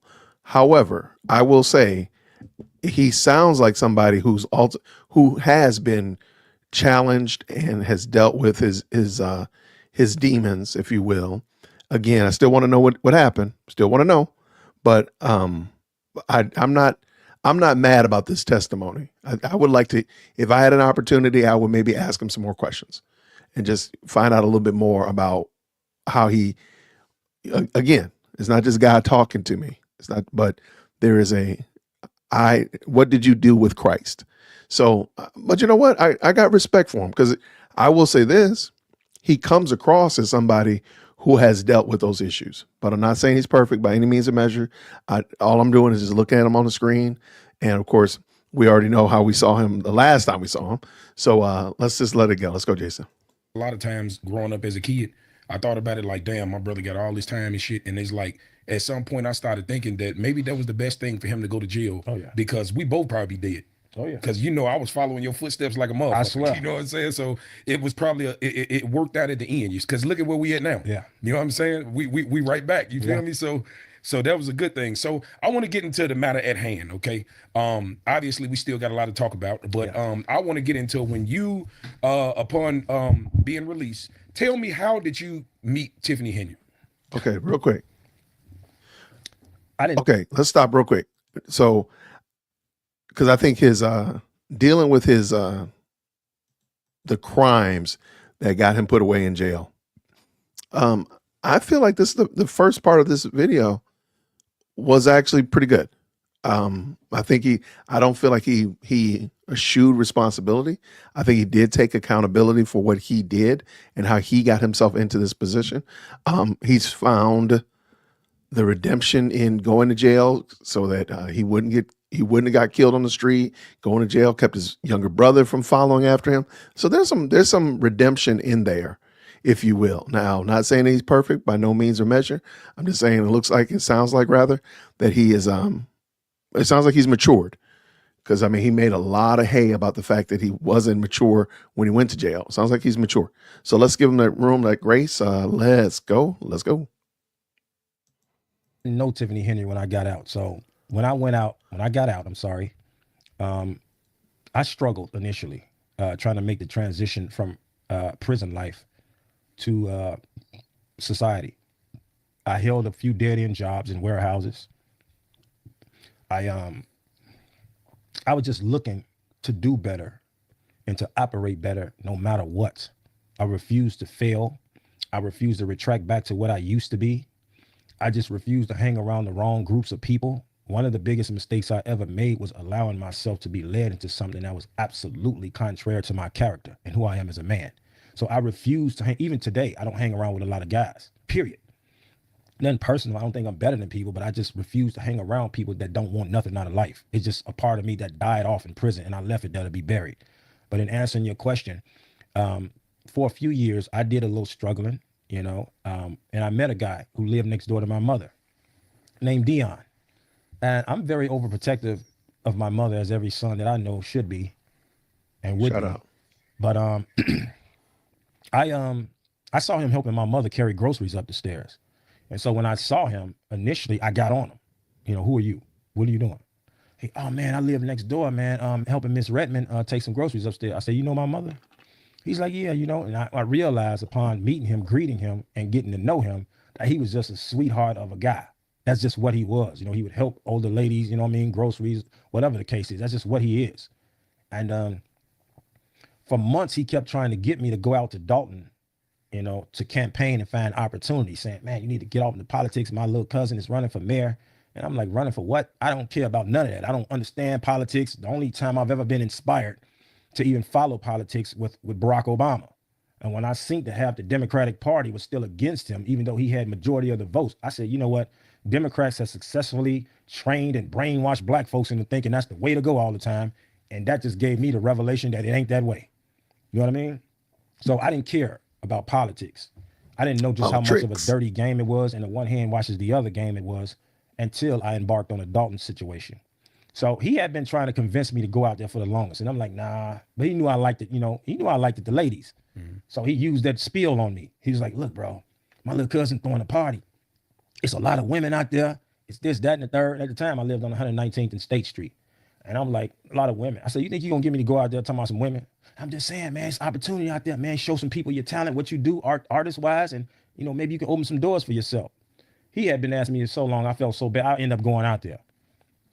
And when I finally went out there, I was ushered into a campaign office where there was no party, no women, no nothing. The only thing that was in there was ex-police officer that was off duty, people who were rallying together for the campaign situation. And I had met Tiffany's cousin at first, Tamika. I thought she was a pretty girl, high and bada, and spoke to a few other people in there. And finally, I was introduced to Tiffany. And when I was introduced to Tiffany, she walked up to me with this huge smile and these big eyes, talking about, oh, you here to campaign for me? I looked at her, and I had this stuck smile on my face, and I looked over at Dion. Like, really? Is this what you want, right? So he was like, man, he's trying to get me to go with the program. And Tiffany had this energy about her, this vivacious energy that you just simply did not, you could say no, but you just didn't want to say no to her. And I got to be honest with you. When I found out what was going on, the one thing that made me stay out there and get caught in the rapture of everything, because all my life, nothing has been good, and for the first time, when it was told to me that a young black woman would be running for mayor, making history, because of my background in the violence or partaking in the violent situation with women, I just felt the need to give back by supporting a young black woman. You know what I mean? I felt that was on my heart. And at the same time, I just wanted to be a part of something that was just good for once. I wanted to say I took part in helping that lady win that seat as mayor. I took part in history, something for our people that was fundamental. I just wanted to say I did something significantly. And even if that were the last thing that I did, it would be wholesome for me. You know what I mean? It was enough for me to take to my grave knowing I did something good.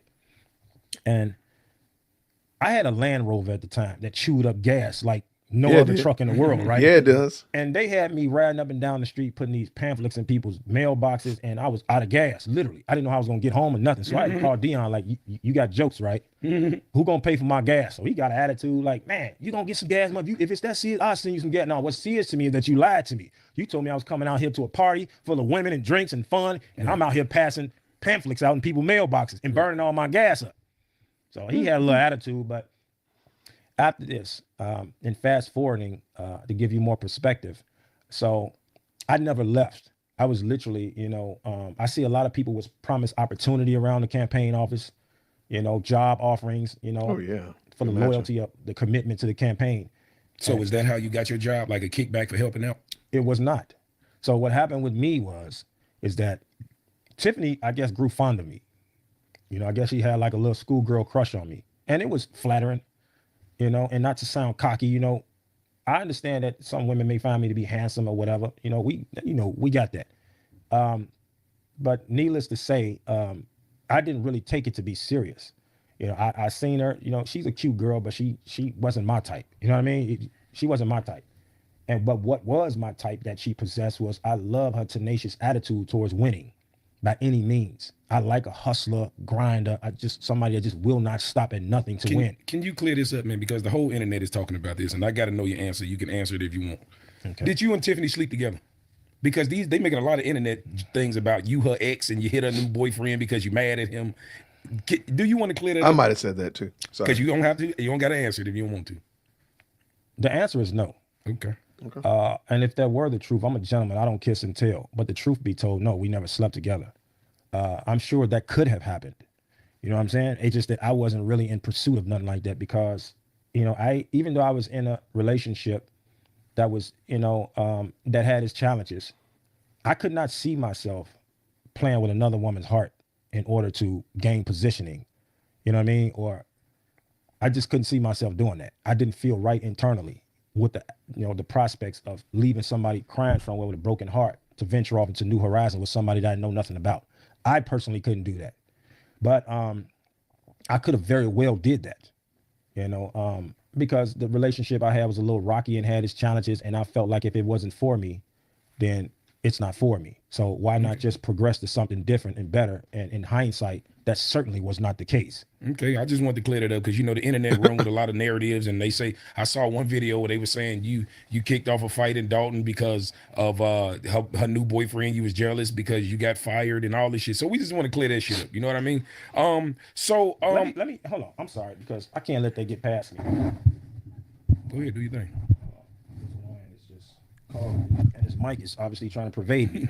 But Go anyhow, ahead, do your thing. for the record, I have never, and I suspect that's probably the case with you too. We both flesh of one flesh and blood of one blood, right? I have never possessed the spirit to be jealous of any man. I've just never felt that type of debilitating feeling. You know what I mean? Of wishing I had what somebody else had or wishing away what they accomplished.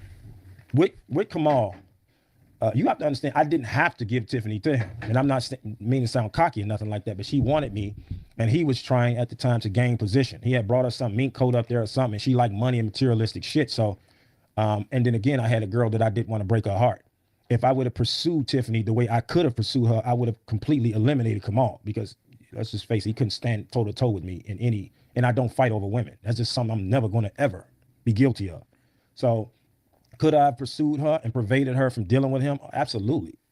But I didn't want to. So you just kept it professional. I kept it professional. I was at a crossroads.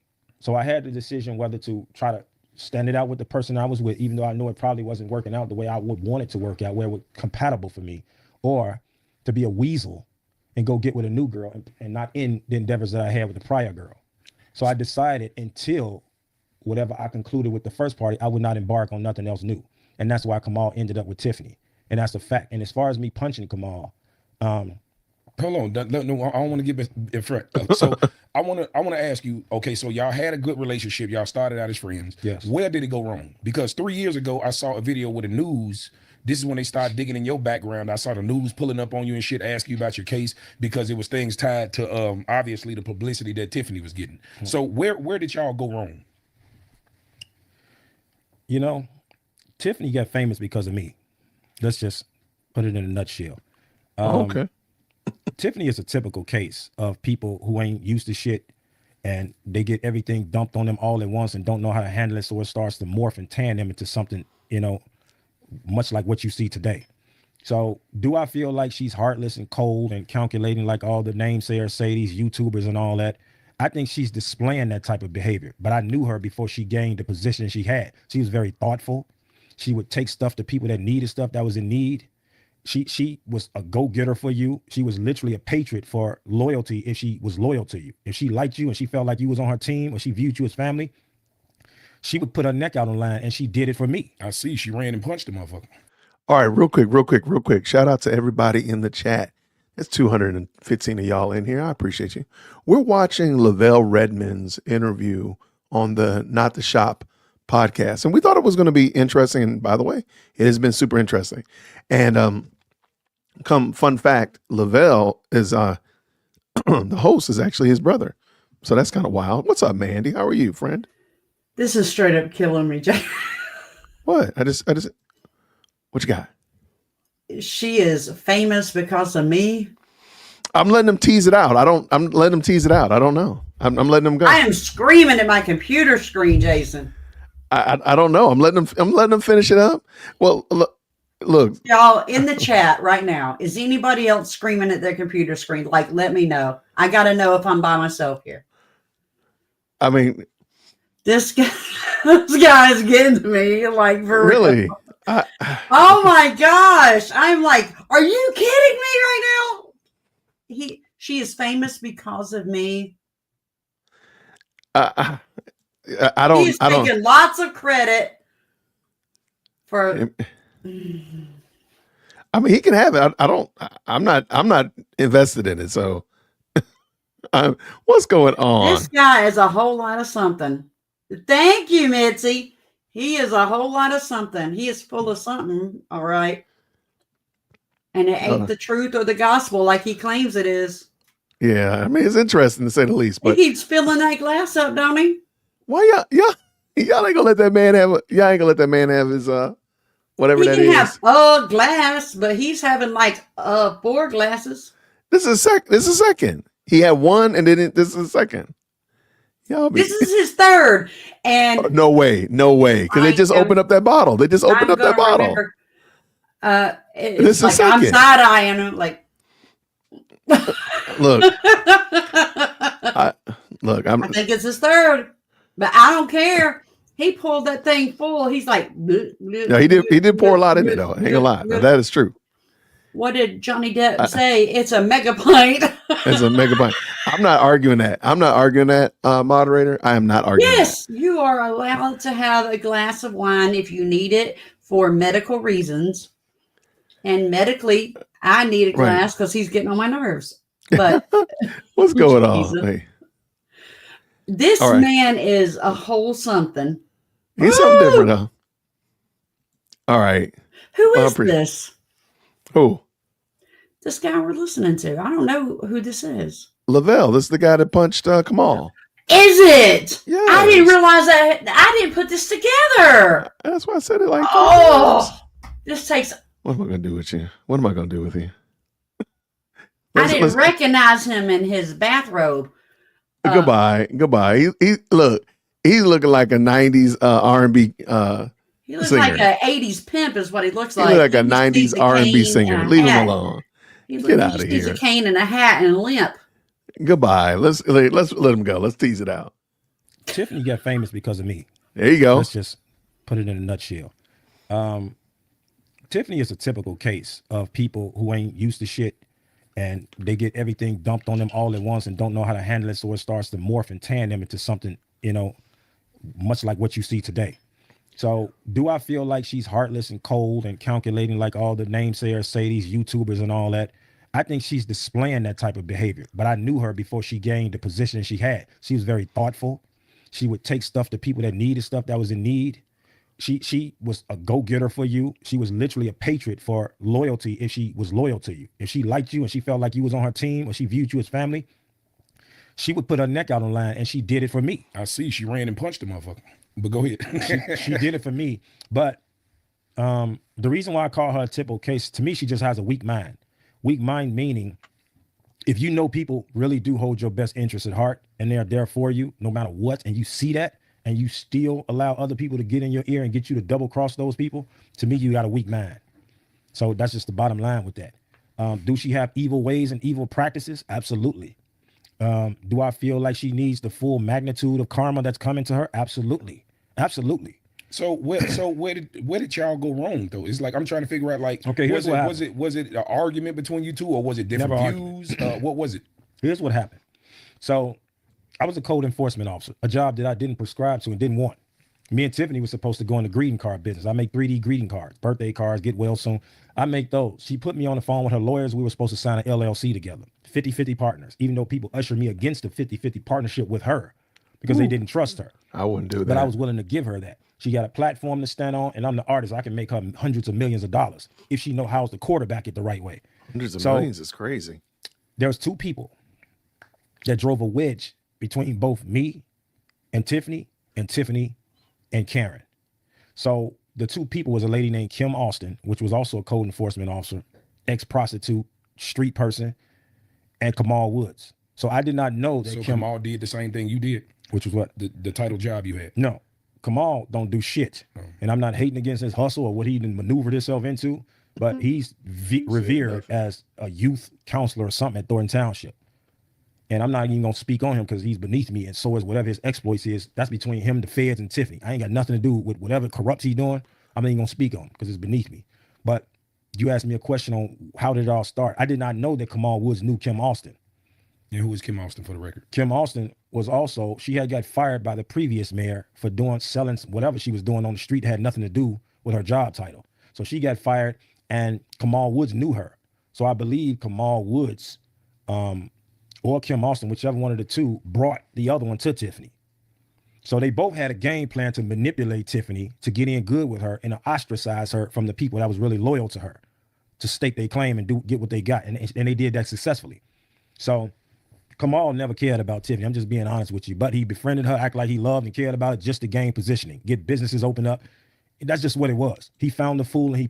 What's going on? Y'all, real quick, we're going to take a quick station break. We got Lady Luck Club in the house. How are you? I'm doing well. How are you? How are you doing? Good. Oh, mighty fine, mighty fine. All right. So if people don't know, real quick, Lady Luck Club is another great content creator that has been addressing this Thornton, Dalton shenanigans for, how long have you been talking about it? About a little bit over a year. I discovered what was going on through Pink Book Lessons. For sure. And shout out to Pink Book Lessons. Yeah, absolutely. Oh yeah, she's absolutely phenomenal. I think she was the one that really broke it out on the internet, but I don't know, maybe it could have been another or two. But I think most people give credit to Pink Book Lessons for sure. Yeah. So it wasn't until I saw like at least two of the town hall meetings back to back. And at that time you had Thunkhead Lacey trying to put people out of a town hall meeting for simply expressing their First Amendment right. Right. So that's when I started really reporting on it, because that's just a violation of the Constitution, the rights we have to freely speak. Absolutely. And even offer criticism to our elected officials. So, I've been doing it since then. There we go. I appreciate it. What's going on, Cooking with Frank? By the way, if I can get the moderators, if you could please put Lady Luck Club as well as Cooking with Frank's channels in the chat, I would really appreciate it. These are some excellent content creators. I'm glad to have met them, and definitely want to make sure we support good content creators. So Lady Luck Club, by the way, she's my Spellman sister. So we definitely have a connection. We need to make this happen, by the way. We need to make this happen. We need to do a collab for sure. What is your opinion? What's your opinion so far on this interview? You can be fair. I haven't seen this particular one yet. I actually had planned on doing some sort of a summary between this one and the one that he did with Jedediah, because there's an interview there. But I've seen a portion of that one, but I haven't seen this one. And I think overall, from what I gather from what he said in the interview with Jedediah, he told Super Stupid what was going on. He told Tiffany what was. I don't know if I can call soup stupid on your platform. You just let me know. But we're gonna try to keep it above. He's already messing me up tonight, so we're gonna try not to get ourselves demonetized tonight. Okay, yeah, that's fine. So, when she, I guess, first met him, the way he phrased it was basically he told her he really didn't want to work there. He didn't want to do anything with her campaign like that, and he did give her, his background history. Right. And honestly, if he was responsible enough to tell her, listen, I got a, rep or something, I got some stuff in my history. I don't really want this job. I don't want to, if I'm on the registry, I don't want to work around kids. I don't want to put myself in that situation because of my past. And she ignored it and overlooked it and still hired him. Right. But he told her that. I mean, I'd rather believe him saying that he told her than her saying anything because, she lies a lot. So it's easy to try to, based on the sincerity, the conversation, the fact that he can recall, and, I'm more prone to believe that he did tell her and she just didn't care. So. No, I agree with you 100%, but also it goes to show that Tiffany did no background work anyway, because this information on him is readily available. If you did a background, right. Most of us, they're doing background checks on people who work remote jobs. How are you not doing a background check on somebody who's literally has keys to go in people's houses? Like, please make that make sense. So it shows that Tiffany didn't do her due diligence. In my opinion, I think it's actually worse that however you want to slice it, whether he told her, he didn't tell her, Tiffany should have known because she's the one that hired him. The board didn't hire him. So there's a lot of problems there. And there's a lot of, hopefully these are going to be the things that break the camel's back and actually causes people to not support her. But you know what? Let's tell Frank. If Frank is available, Frank, you want to jump in real quick and give your 2 cents? I'm dropping this link for you right here. And again, great content creator. And I just wanted to go over this kind of, slow drag through it, talk about it, hear people's opinions and thoughts. The live chat has been excellent on this. It looks like lots of good commentary back and forth about it. Now, you live am I right? Do you live in Dalton or in that area? Am I hallucinating? No, I'm in Atlanta, remember? Because we briefly talked about the South Fulton mayor wreaking havoc down here. So I'm in Atlanta. Yep. Then email me. We're going to catch up this week. I think it'll be fun to do we need to make this happen. A Dear Woke Lady Club luncheon or something. Yeah, Cooking with Frank got his bonnet on. Cooking with Frank got his bonnet on. Shout out to you, Frank. Whenever, brother, you're welcome, man. Whenever, you're welcome, brother. We're going to do this week. We're going to do a Dear Woke Lady Club luncheon. I think that's what the people need. Okay, so let me ask this question before we get too far afield. What do you think will happen? What's your prognostication of what's going to happen in the next couple of weeks? What do you think? Well, as it relates to, I'm gonna say this because I think I'm, touched on. Yeah, I touched on that in my live yesterday, but I think that it's gonna get worse because she's not showing signs that she's improving on anything, especially with her. It's a simple inability to take rejection. We all can say she's narcissistic and probably a sociopath. So her taking and handling rejection with someone who thinks that they're perfect, can't do anything wrong, can turn them into someone that would be willing to do anything. And that's what would make her more and more dangerous to not she's out of touch with reality. She literally thinks she's going to win, and that's it. And it's just not how it works. The same thing with the nomination in Thornton with that caucus. And she had to be shown the hard way. That's not how it works. So she's just wrapping up. So I think it's going to get worse. Yeah. I'm hoping that, because I notice a lot of people are commenting about, even in the different Facebook groups and others are talking about what's happened in South Fulton and how the Fulton County, the South Fulton Commission stripped all the power away from the mayor and basically locked him out of office. And they're making the correlation between this guy, Mayor Kobe, and Tiffany Henyard. I'm hoping that if in fact Tiffany does lose, that they are able to, I mean, literally run her out, like lock her, take the key away from her, take away her responsibilities, take away her email, all that kind of stuff. And because otherwise she can't, I mean, it's going to be a good little bit of time that she's going to be a lame duck mayor, and she could do a lot of damage. She could do a lot of shenanigans. But we'll see what happens though. So I'm right there with you for sure. Yeah, absolutely. Let's go.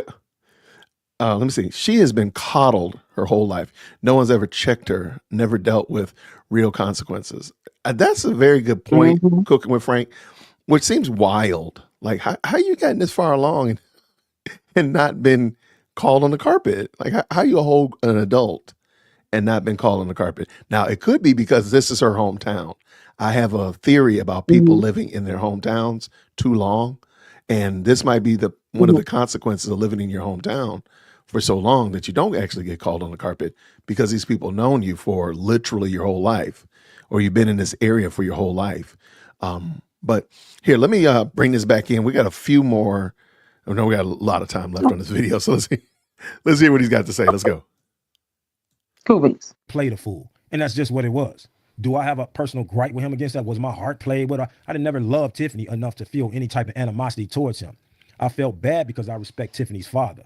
You and me both are from the West Side. They father, their whole family, the Henyards, grew up on Troy Street with us. Oh, yeah. Right down the street. So I know the Henyards, but particularly I have immense respect for her father. Her father told me initially, whatever you do, protect my baby. And I told him, I give you my word. And I meant that. Her uncle Sweat caught me at a fundraiser we had, I believe in Midlothian, at a golf course. He walked up to me at the bar. He said, look, protect my niece, man. I said, I got you. You shouldn't even told me that. That's me naturally. I'm a protector, enforcer. That's who I am. I didn't want nothing to happen to her. So every time I would go out to do security for, even if she didn't ask for it, I would show up to protect her, to make sure nothing happened to her. And this is something I never told Jedediah in the previous meeting, right? One of the things, because people keep feeling like, well, JB, why was you so loyal to her if y'all wasn't fucking each other? Why was you doing this and doing that? Why was you going out your way? I'm gonna tell you what really staked me in my heart, that kept me wanting to protect her. So I had dropped her off at home, her and her baby Jay. And she never knew this because she went in the house. And this is the honest to God's truth. When I dropped her off, I made sure she got in the house, and I made sure she closed that door behind her before I was attempting to drive off. When she finally got in the house, her father came out. He came out and he walked to my door side, and I rolled down the window with him. And he's always admiring how I dress. So he was like, man, you always sharp, man. You be clean. He said, you know how it's West Side. He always remind me that I'm from the West Side. And he was like, man, the man literally. Now you got to understand, I come from a world where we don't cry much. And if we do, we hide when we do it. It's just not very manly. The man broke down and cried in front of me, man, like tears, like a baby. And he looked at me, man. He said, I'm scared for my baby. He said, man, I'll do anything for my baby. He said, don't let nothing happen to my baby out here. I said, I'll give you my word. And he almost made me cry. I had to turn my fucking face away from him because I was tearing up. But to see a man break down like that, and, Rome like his coronas, he'd be tipsy, but I knew that when he said what he said, I knew that came from his heart. I knew he loved his daughter, and I can understand how a man would feel about his babies, his daughters. I knew that was real. And so I made up my mind, no matter what, I would not let nothing happen to her. So for me to let Kamal have her in that way, to manipulate her and do what he did, I felt I was at a crossroads with the decision that I made. Number one, I wanted to protect her.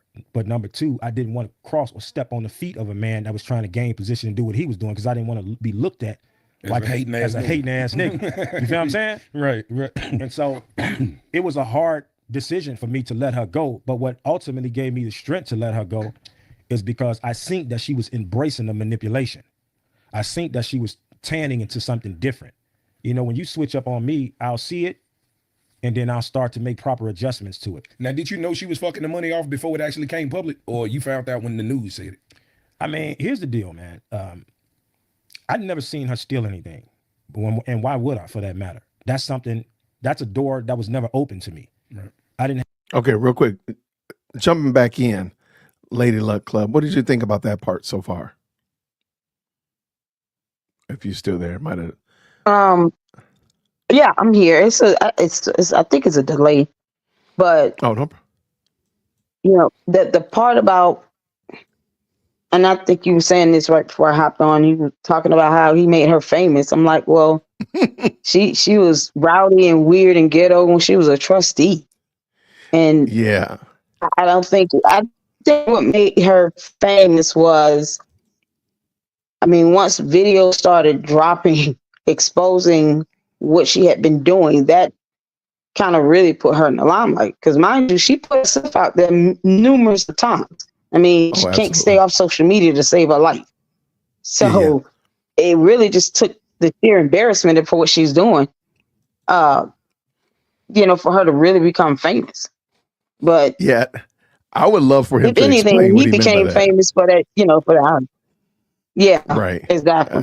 I wouldn't have mind him explaining that, because I have to call. I'm gonna have to call shade on that, my brother. I know you're looking like Morris Day or somebody from Jodeci, but I'm gonna have to call a little bit of shade on that, my friend. I don't know how. You say again? I said, "Oh, he's fly now. Don't mess with him. Suave and fly." But yeah, I don't know how. I don't.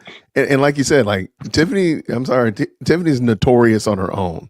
When those board meetings, when she was a trustee, arguing back and forth with the mayor, when those board meetings started materializing, coming forward, no, it was her. I don't know how he took credit for that, but that's a secondary issue for sure. But let's keep it going. Let's go. Have the professionalism to help her steal, allegedly, so I wouldn't be let in on that type of information or knowledge. When I came to the village of Dalton, I didn't put in for a job. I didn't put in a resume. I wasn't looking for a job. I'm a CEO at heart. Right. So if you wasn't looking for a job, how was it? She just came to you and said, you want the job? You want to take That's exactly what she offered me, a high paying job at first. I didn't want the job because me and her had a plan to run a business. But she was telling me, JB, we gonna still do the business, but you need to still put gas in your truck. You still got to put groceries in, you know what I mean? So it took me a while, like 2-3 weeks, to even let that soak in me, because I just refuse to take a job from somebody. I feel like jobs are for slaves. I'm sorry, no offense to nobody that has a job, but my mind is a CEO. My mind is philanthropist. And even though I don't mind crawling before I walk, I'm not a person. Once I learned financial literacy, once I read my first book that inspired me, was Rich Dad, Poor Dad, I knew holding a job was not for me. I'm too talented. I'm too well spoken. I'm too much to be working up under somebody else's clock and making them rich. So I never wanted that. So for her to persuade me to come and be a code enforcement officer, I didn't know what the fuck that was. But she kept asking me, and then she eventually started having Karen call me. Like, JB, Tiffany got a job for you. Come on, bite your pride. Come on up here and get you a job. And I'm telling her, like, lady, y'all don't understand me. And you're not supposed to. What God gave me, you're not supposed to understand. I'm not a worker for anybody. So eventually, because I did need gas and groceries, I humbled myself, but I had an extraction plan initially anyway. So she called me down to Village Hall. And when she told me I was getting a job making $15 an hour, I said, what happened to the high paying job? She was like, well, I had that job for you. You wouldn't take it. Then I had to give it away. Right. So you slipped the ball on that one. No, I didn't slip a ball. I did exactly what God wanted me to do, which was pass it up. And I should have passed the whole entire opportunity up in general. So what happened is, from my understanding, I wasn't a fly on the wall in the room when it did happen. But initially, apparently Tiffany started ruffling some feathers of people who sought to destroy her. Right. So, and I'm glad you said that, right? Because from the outside looking in, it seems like it was a situation where people wanted to get on her ass, and out of all the people in her circle, you had the best story to make controversy, to make her look bad. That's how it felt for me. It's like, okay, if I'm trying to destroy Tiffany, right, I'm gonna breeze through these clients and friends and see which is the one that got the worst background or the biggest story that we can capitalize off of. And I felt like that's where you came in. Because out of all the shit that she did, what did you have to do with that? Why is the news and shit all in your face? Well, that's absolutely the truth. So what happened is that there were people who knew of me, knew of my background and past endeavors. And even though it was a very far back relic, they felt like it would be a good tool to use against her politically to damage her credibility, making it seem, so to speak, as if she was a sorry decision maker. If you hire somebody with this background, obviously you're not fit to lead in things of that nature. And the people who did it have since came to me and apologized to me, saying that I was just a casualty of war and she was truly the target. Not going to lie to you, that didn't sit well with me. And I had thoughts right then and there to get retribution. But that's exactly what it was. I was used as a tool to attack her. And I'll tell you something. Another thing that I didn't tell my little brother Jedediah is that Nikita was a PR at the time for Tiffany. And she pulled both me and Tiffany in the back room. And she said that, listen, within 24 hours, his past is going to be all over the news. We need to do something about this. So they started coming up with plans and doing whatever they need to do, and her doing what she did as a professional PR to curb some of the damage. But I'm going to tell you something, bro. This one I knew Tiffany had. You know, I don't really like to use words to put people in a certain box. But for lack of a better term, I will say this. When I found out for the first time that she had some kind of mental issue going on, is that I got, eventually Dane Placco came out, what you viewed on TV. He approached me in Village Hall parking lot, asking me about my past endeavors. And Tiffany was on the phone with me saying, don't talk to him. Don't do this, that sounded like her. I was going to ask you that. Yeah. So this is the one thing that let me know that she had a cynicism about her, some darkness about her that was uncanny to me, was she called me again in the back office where a girl named Medina probably now resides. And she was super excited. Like she called me, JB, you more famous than me now. And I'm thinking to myself, what the fuck is wrong with you? Like I'm all over the news. Basically, I'm not famous, sweetheart. I'm infamous. I'm infamous, which means that I'm in a position right now where I may be forced to harm or hurt somebody because somebody may want to play vigilante and approach me in the wrong way, and I'm not going to play with them, or vice versa. You understand what I'm saying? I'm in a delicate situation, and then I'm in a situation also to compound that to make you look good all the time. So I can't react to stuff because that's another news clip. Okay, this is the guy with the past. Now look what he's done. He's done something new and crazy. You know what I mean? Right. So now I'm forced to stay professional and humble while being tarnished and threw all over the place and demonized. And meanwhile, she's enjoying this shit. Right. She was like transfixed on fame and you famous. And I'm thinking like, are you nuts? No, I'm serious. Are you nuts? So, you know, sometimes when you elect. Okay, I'm gonna jump in real quick. To me, I feel like this substantiated my argument that she likes chaos. Like, who in the world would be happy about somebody coming around and finding out like, hey, you know, Dear Woe Christian hired somebody who's a former axe murderer. Like, who would be happy about that? And I know it won't be Chicago Red.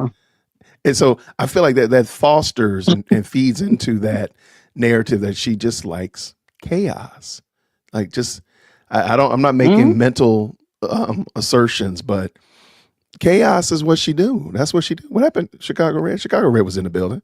What do you think, Lady Luck? Oh, I agree. She has no consciousness of it either. I mean, you know, the fact that she's been a loose cannon for almost 4 years, and she just, at least for the first year or two, she just did what she wanted. And it wasn't a whole lot of kickback like I would have expected. If she, you know, any other mayor was spending money like this, I would hope to have some real kickback from the board. But, you know, it's kind of like they tried to recall her, but there had to be some other way to get rid of her, or at least restrict her and reduce her power to just something very basic. And then they kind of put that responsibility on someone that can handle it. But no, that's an excellent point. Yeah. One of the things to look at. Yo, I can hear you perfectly. Somebody mentioned in the chat.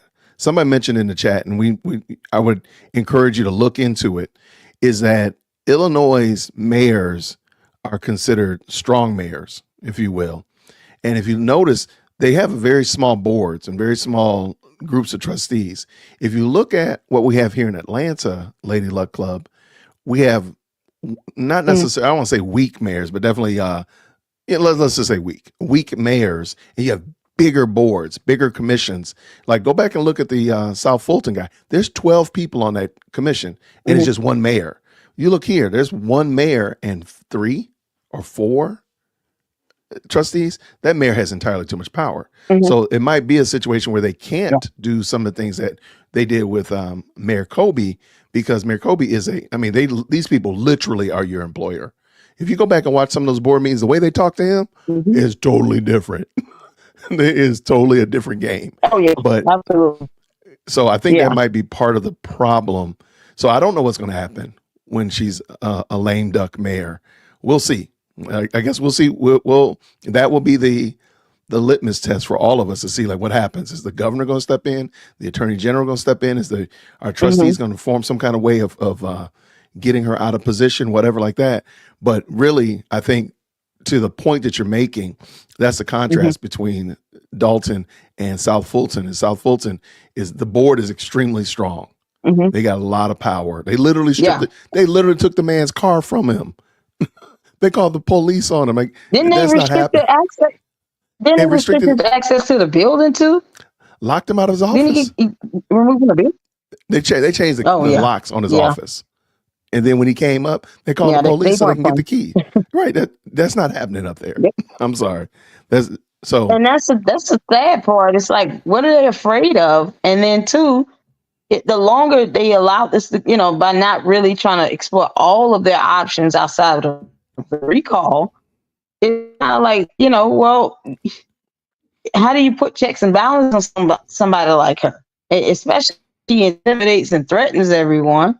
And last year, just one quick, I did a video last year around May or June where I literally said that if I lived there in Dalton or Thornton, I'd take everything she says and does as a threat. Because the longer this goes on, the more crazier she's going to be and the more unhinged she becomes. And I literally said this around last year, May or June. I'm gonna actually find the video and like repost it because I predicted this was going to happen because of the type of person she is. She's a narcissist. So no argument for can't me. handle rejection. Everything got to go your way. Yeah. And it's just kind of like, I just kind of expected this to happen and manifest itself. And of course it did. So it's going to get worse before, they just decide to, put out and be done with it. No, I agree with you 1,000%. Hey, let's keep this going. Let's go. To protect people, be there for people, and they show you something about them that's unbecoming, it makes you take steps back so you can get a broader picture of just who you signed up to deal with. You know what I'm saying? And that was one of those moments. But here's what our relationship took a turn for the worse, because a lot of people feel like, and a lot of these idiots that be on YouTube that keep telling their narrative don't know what the fuck they talking about. Hey. Like literally, it's a bunch of these idiots on here. Oh, this is the boyfriend. He hit the other boyfriend. Yeah. Oh, this is the guy that... They say you want revenge for getting fired. First of all, let me clear this up to you YouTubers that keep saying whatever I want. Revenge. I'm feeling bitter because he took the girl of my drink. Listen, Tiffany is a black woman. And for that, and only for that, I will keep this respectful. I will keep it grown and mature. I don't want Tiffany Henyard. If I were to speak truth, fact versus fiction, I do have a slight bit of animosity against Kamal because Kamal could have had the girl. I didn't want her. What I got a problem with Kamal is that Kamal has a practice of whatever people that get close to her, he tries to pillow talk with her, ostracize them, and then get them fired or pushed to the side. So I feel like Kamal played with my money. That's the problem I have with Kamal. You can have a chick.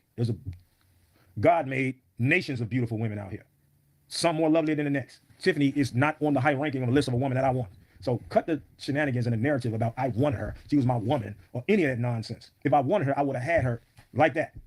And let's be frank, I left her alone, and I'll explain to you why. So Kim Austin, the girl who was a prostitute, it's public information, who also wanted to sleep with me that I didn't want, and was being very flirtatious with me while on the job site. Because I didn't want her, she came up with a game plan to drive a wedge between the closeness that me and Tiffany had. And what she was doing was going around the village, telling people I was a rapist, telling employees who hadn't yet chimed in on Fox News, all this, stay away from him. And these girls were coming back because everybody respects me. They were coming back telling me what she said. So when they were coming back telling me, I took it to Tiffany because I had both of Tiffany's cell phone numbers on speed dial. I called her right away, like, listen, all due respect, you my girl, love you to death, check your friend Kim Austin before I do something that's gonna get us on the news. Oh, what she do? I told her what she did. Oh, that bitch, I don't fuck with her anyway, all this. I couldn't make this up. So I'm thinking that she was gonna check this girl about her behavior and spread insinuatory comments around the village about me. Somebody came to me a day later. I won't speak the name of the person. A person that I know for a fact is not gonna lie on Tiffany because it's just not this person's character. She came to me and said they went to a fundraiser of some sort. Maybe it wasn't a fundraiser, but some event that they held. I think it had something to do with her being recalled or something, the recall after party or something. I don't know. I'm not sure. But she was at this event giving Kim high praises, saying this is my best code enforcement officer and all that. When she did that, I effectively right away cut Tiffany off. I think that she was a phony, she was a snake, and you know who I am. You know I got your back. You don't even know this woman. You can't even see the game plan that this woman is putting in play. So I viewed her as a liability and a phony and a snake in the grass, a Judas, so to speak. So when I started staying away from her, she wasn't getting no phone calls on me because she wanted me to report to her and tell her if I seen any fishy activity around the village from other staff members that wasn't doing their job or people accepting payoffs on the side. She wanted me to do all that. I said, no, I'm just cut off all contact. So when she came through Village Hall, which she frequently did, she would look in my direction with these puppy dog looks, like that's what we on? And I would just go out the door. I wouldn't even look at her. So eventually, she got recalled.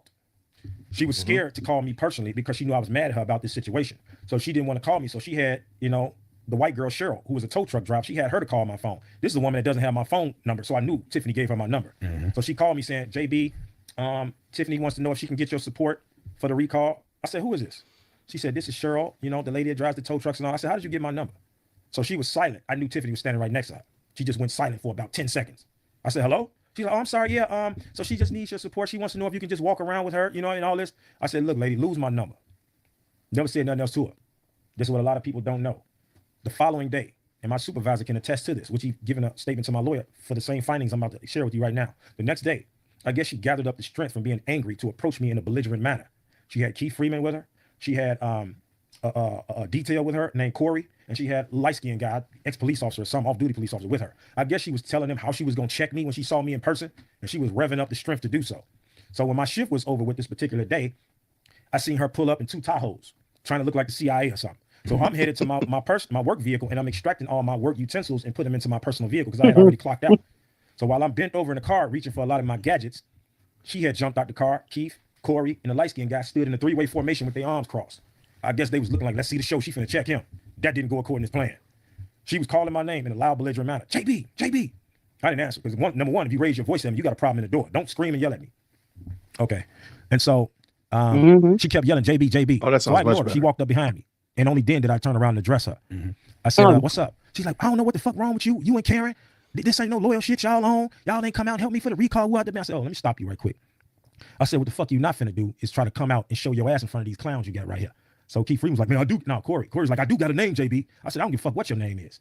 I said, we can either go in the back office or we can walk this parking lot. And you're going to talk to me like you got some goddamn sense. So we walked towards my Land Rover that I had at the time. I sat up in my seat and she stood right in front of me. She started ranting and raving. I don't know what the fuck wrong with you. My father asked me what's going on with JB. This ain't no loyal shit. This ain't what loyalty look like. I don't know who you've been raised by and all this shit. I said, let me stop you for a minute. She got quiet. I said, you got a business meeting you got to go to or something? She said, yeah, I got a meeting I got to go to. I said, well, before you go to that meeting, I want you to permit me the opportunity to respond back to all this bullshit you saying out your mouth before you go to that meeting. She said, I'm gonna give you a flow. I said, well, carry on. She yapped and yapped and yapped. This ain't loyalty. Who out the bam? I said, you done? She said, yeah, I'm done. Go ahead. I said, Tiffany, number one, I don't know you. I knew your cousin. I don't know your father. I embraced him just like he my big brother. I said, I don't know shit about you, yet I signed up to put my loyalty on the line for you. Unquestionably. I said, you say loyalty. I'm the type of motherfucker, if I lived in an apartment and you was homeless, I would move furniture around. We would make pallets on the fucking floor before I watch you catch pneumonia and live out on the fucking street. You own multiple properties. You could have told me pay the gas and the light and you can just sit in there. You watch me be homeless, knowing I was willing to put my life on the line and my freedom on the line to make sure nothing happened to you. That's what the fuck loyalty is, sweetheart. I said, you're not loyal whatsoever. I said, you acting weird. You got straight in that seat and you start acting like a retard. You don't even look the same. I said, you're not loyal. I didn't know you well enough to put my freedom on the line. That's something a buffoon or a clown would do for somebody they don't know. Do you regret it? No. And I'm going to be honest with you. The reason why I don't regret it, because I have never been a person that fashioned myself as the kind of individual who would alter, change, or regret who I am because somebody else chose to be a phony or fraud or disloyal. Who I am is what I am. If you don't appreciate it, somebody else down the road will. But I'm not going to alter who I am because you a phony. I'm just. Okay, I got to stop right there. Lady Luck, you want to jump in? Because I got some things to say about that last little monologue right there. It's a little quick right there. Yeah, I do. I'm wondering, did I hear him correctly when he said that the DA tried to go out and basically campaign for her, the district attorney or the AG? Did I hear I didn't hear that part. I didn't hear that part. I'm trying to see if anybody saw it in the chat. I didn't hear the AG, but I heard she wanted the people. She had somebody call him to ask him to go out and campaign on her behalf. But I didn't hear the AG portion. Now I could have missed it, but I'm just looking real quick. The thing is, it's like, yeah, because if that's be the case, this is, if it's the AG or the DA, if it's the AG, they are officers of the court. Well, I mean, the last thing she wanted is to create a biasness, especially when it comes down to her needing to be investigated for something. Now it's like the AG, simply because she went out and canvassed and campaigned, would easily turn a blind eye. I mean, that was her goal, is to try to befriend those that would let her continue to do what she want to do. And then when she deemed them to be useless to her, she throws them in front of the bus. And that's the deplorable behavior. That's just disgusting. So no, I agree. Yeah, this is ridiculous. You're right on the money. Man, but he's telling the truth, I think. No, you're Yeah, on the money. absolutely. My It's crazy. my only pushback to Lavelle would be recognizing that I did something wrong in the past is showing growth. hmm So I did things when I was at school that I'm not proud of, and I've repented those things. I've told people about them, and so on and so forth. That doesn't mean that I'm not trying to be hmm an honorable person or whatnot like that. So I don't think that if you say, "Yeah, I regret rocking with her. I should have maybe listened to a mentor, maybe asked a couple more questions, maybe prayed more, whatever." I don't think that that's wrong to say, hmm because that shows that now I would do that. So if I was rocking with hmm Tiffany 3 years ago and I got bamboozled, she threw me under the bus, and now you say, Jason, do you regret it? Like, absolutely. I should have called 3 of my brothers instead of 1. I should have prayed for 9 hours instead of Right. 10 minutes. I should have thought about it, should have walked around the block, should have did some other things, and then came back a week later. I should not have moved so quickly. And that demonstrates and shows that that's how I move now. So now people can hmm say, okay, if Absolutely. you're presented with another opportunity with another Tiffany type person or Mayor Kwame type of person, they say, oh, okay, Jason now knows to talk to 5 of his brothers. Jason now knows to don't hmm jump on it like a dog, like a hungry dog on a steak, but to pray about it, think about it, weigh the pros and the cons, all those kind of things like that. So I'm not saying, and I'm going on a limb. hmm Lavelle seems like he probably has grown from that, but it's okay to say that the person Right. I was in 2021 is not the person I am in 2025. It's okay. And to say I've grown from that. Right. And yeah, I Absolutely. regret that. Because there's things I think we all in the chat regret something, something we did Right. since 2021, right? We all regret something. And instead of saying, "Oh no, I'm a solid person," because that only says that like I'm not willing to grow and change and make adjustments when new information is being presented. Because hey, maybe I voted one Right. way, maybe I bought this car, took this job, or moved across town, and now I realize, I probably shouldn't have did that. That was boneheaded. But that's just my little 2 cents, though. Right. Everything else I think is fine. I If mean, I could just add one more. my pleasure. Go ahead. Okay, I'm sorry. I can add one more point.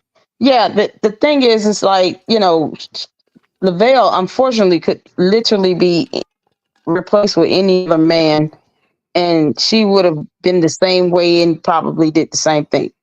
If someone Absolutely. else had a record and for some reason she wants to target him, then Lavelle could represent any other man with the same background, and I think she would have done the same thing, acted the same way, and of course ditched the person when things somehow gets embarrassing for her, even though she still hired him with that background. So she has no remorse or feels no. She's never going to say I'm sorry. She just has no consciousness of this, and she doesn't care how she's hurting and destroying the other person. Right. So it's like having a block and stepping up over it. She just use people as building blocks to get somewhere, and then ends up because she's embarrassed about all of this stuff being exposed. It's crazy. So this has happened to him because this is something else right here. It disrupts your whole life with this stuff. No, I agree. And it kind of, and we see this in 4K with how she moved with Jedediah's self-deletion video. The way you use that self-deletion video is as smarmy and as slimy as anything. Like that's like that was pretty low. And you use that for whatever reason. What was the reason for it? Was it for public safety? What was the reason? Because you're so concerned about him getting, no, you used it because he's been giving you that work on a regular, steady diet of that work. You wake up in the morning, punch in to give you that work, go to sleep at night, punch out, I'll give you that work. And so you use his self-deletion and a very dark period in his life, which I don't think people really took, really encapsulated, like the passing of a child. Like that was just grimy. So again, like I don't know all the ins and outs of his story, but to me, I think that would have been off limits. To me, and look, I'm King Petty. Absolutely. That would have been off limits for me. Even I would have definitely called like 5 people and be like, "Hey, this is what I'm thinking about doing. What you think about that?"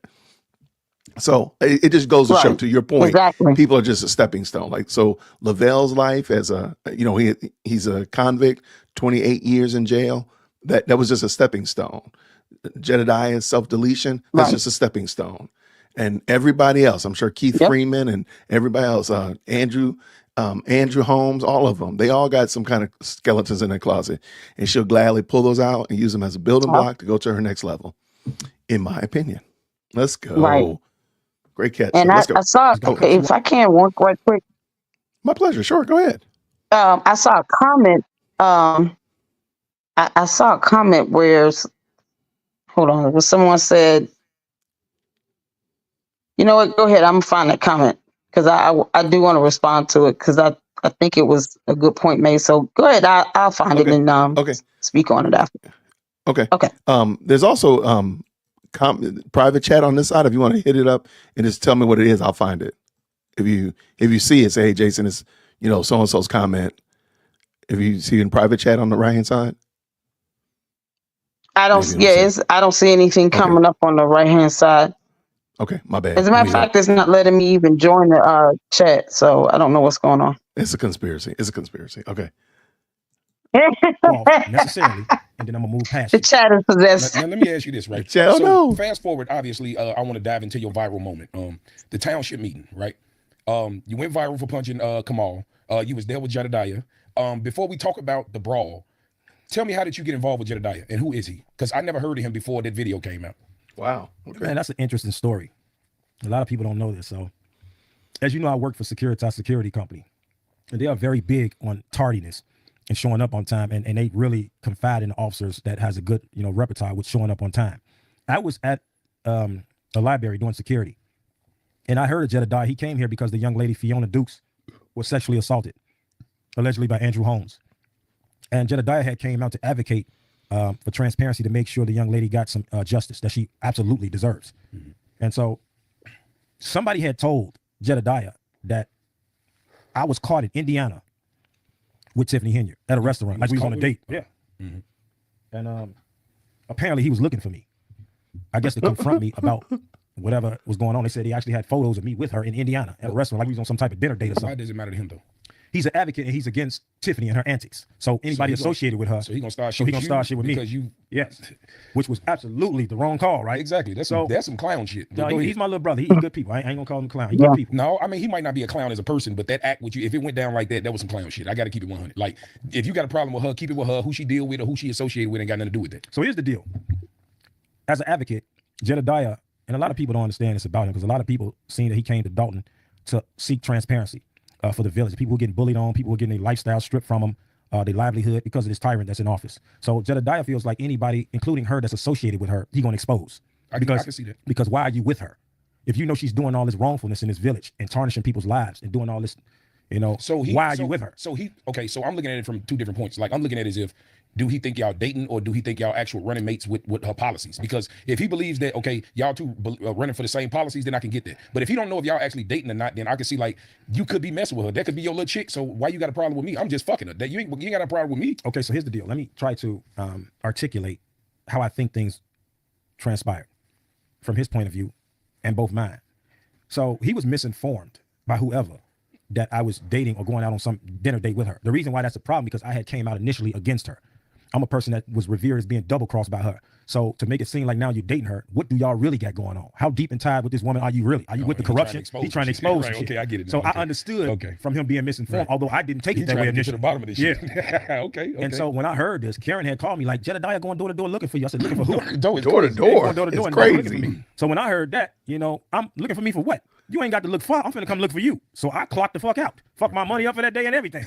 I clocked out, ran to the village, was looking for him. And they were having a meeting inside of the Park District. Man, I rushed up in the meeting. He was interviewing in front of the camera. I put my hand in front of the camera like, you looking for me, homie? What's up? Uh-oh. So he calmly like, let's go outside, man. I said, what you looking for me for? I hear you going door to door looking for me. No, man, people telling me that you was dating Tiffany Henyard and you was called in Indiana going on a date with her. I said, niggas, you serious? I said, man, I'm the last motherfucker that graced this planet that she want to be caught out somewhere with. Trust me. That bitch is a snake, nigga. I don't, you know what I'm saying? Right. So I give him a little bit about what happened between me and her. She stabbed me in my back. The nigga she knew had her back no matter what. and you stabbed me like it was easy to do. There ain't no fucking way in the world I'm gonna go back and fuck you or fuck with you in any manner if you stab me in my back. That's just not gonna happen. So I was infuriated even off the notion that he was misinformed about it. I wanted to know who misinformed him. Right. Because I have never been, and I don't want you to keep shining any type of past relics on prison, but the way we operate as men from my upbringing is if there's a rumor out there, if you said something about what he said, guys don't go back and forth to figure out what's the real story. They're gonna bring y'all both together and we're gonna get to the bottom of why you running your mouth about this nigga. And how the fuck you know? And how you know. That's how men operate. Absolutely. So that's how I approached him. Like, nigga, take me to the, I want to know who the fuck told you this shit. So you met him through that, and so now we get to the town hall meeting, right? Because there's a few more things I want to talk about before we get out of here. So I want you to elaborate on what happened at the town meeting. Obviously, we saw, Jedediah said what he said, but the camera views that I saw and most of the media saw, it seems like you started the fight, right? But there are videos that show other angles that show something different. So I want you to explain what happened when Jedediah said what he said. He walked off. And it seemed like Kamal had something to say, and he turned around. What happened from that point? Okay, so Jedediah had been getting some threats ushered at him. Supposedly, somebody said they put a green light on his life. Wherever you catch him at, y'all gonna do something to him. And me and Jedediah had developed like a little big brother to little brother relationship. He feisty, he outspoken, and he'll throw them hands, obviously. You seen that. So, I admire men. You know what I mean? If you a man and you stand on yours, if you can sign up for something, no matter what the consequences is, and you adhere to it, you a man to me. And he willing to do that. So we got cool. He interviewed me, helped me clean up a little bit of the narrative that these idiots from Fox News initially put out there on me. And so, I respected him for that. He didn't have to do that. And so when I seen that people were targeting him, I, much like Tiffany Henry, and I'm gonna have to relinquish from this practice, I sought out to protect him, to make sure nothing happened to him. What I'm doing for him is no less than what I would have did for Tiffany Henry. This is who I am. I'm an enforcer and I'm a protector. That's what I am. And so when he decided to go to this board meeting, I decided to accompany him because I didn't want nobody jumping on him or targeting him to beat him up or something. And clearly, if I wasn't there, that's exactly what would have happened, because so many guys tried to throw cheap punches while he was fighting and jumping on him. But you don't think he kind of provoked it by calling Tiffany out of name? So I'm looking at it from Kamal's standpoint. I can't let no another man disrespect my woman. You feel what I'm saying? So I see it from that standpoint. But at the end of the day, this is a professional setting, and I feel like it could have been handled better than that. Although whatever Jedediah felt like he needed to say, I'm not holding nothing against what he said, because he said what he said. He felt like that's what he wanted to say. But like we always talk about, when you do and say certain things, you got to be ready for the consequences that come behind it. So I felt like by looking at the picture that Kamal looked like he had a problem with what he said to him, and he addressed the issue. So what happened? So, okay, I'm going to jump in. I'm going to just, and y'all know me. Y'all know already, I already got smoke for this analogy. Yeah, I'm going to go ahead. I'm a big screen myself. Kamal is not morally superior because he is a whole married man, married to another woman. So you don't get the moral high ground that, I got to defend my woman's honor. My dude, what about the woman that you're married to? What about the children that you fathered that are watching their dad, watching their husband out here in the streets acting a fool for another woman? You do not get the moral high ground. So it doesn't matter what Jedediah said. Jedediah said something to a single woman. You are a married man. Now, if Krigley want to go throw hands, I don't know if Keith Price is married, if he want to go throw hands, if Joe Blow. But sir, you don't get the moral high ground because you are defending her honor. Sir, you don't, because you're disgracing her honor and you're disgracing your wife's honor. So miss me with that whole shenanigans, all that chicanery about he was defending her honor because Jedediah called her a B. What's that got to do with me? I'm married to Lady Dear World Christian. I am not going to jump in somebody calling. If I had been there, I'd have been like, okay, I guess that's happening then. All right. And I'm going to go home to my wife. Now you call my wife a name, then we got a whole nother story. But sir, you don't have a moral high ground. And I don't like that the host kind of positioned it like that. But this is clearly street logic. This is street logic here. This is not in anything remotely how I roll. Because I'm not jumping in there. Now I will say this though. If one of my brothers, if his wife had been up there and you had called one of my sisters, I'm thinking about a couple of them. If you had called one of my sisters' name, I might have crashed out. I'm sorry. I can think about 3 of them. I probably would crash out for them. I'm being honest. Right. They're my wife's sisters. They're my sisters. If you call one of my sisters a name like that, Jedi, I probably would have crashed out too. But again, everybody knows that these are just Jason's sisters. But notice what I said. They're my sisters. My wife is in the living room watching TV. Kamal is not at some moral superiority. He is actually morally insufficient and inferior for this. Okay, I just had to get that off my chest. I'm sorry. No, you're good. I'm not. You know, I think I was gonna say most people know how I felt about the B word because I had to look at it from what the law defines it to be, and I did a video about that because it should still not. It still should not be the focal point of all of this. The B word in and of itself is not a fighting word, and it's part of free speech. So it's not worth people harping on that word as opposed to Kamal getting up and initiate some sort of altercation.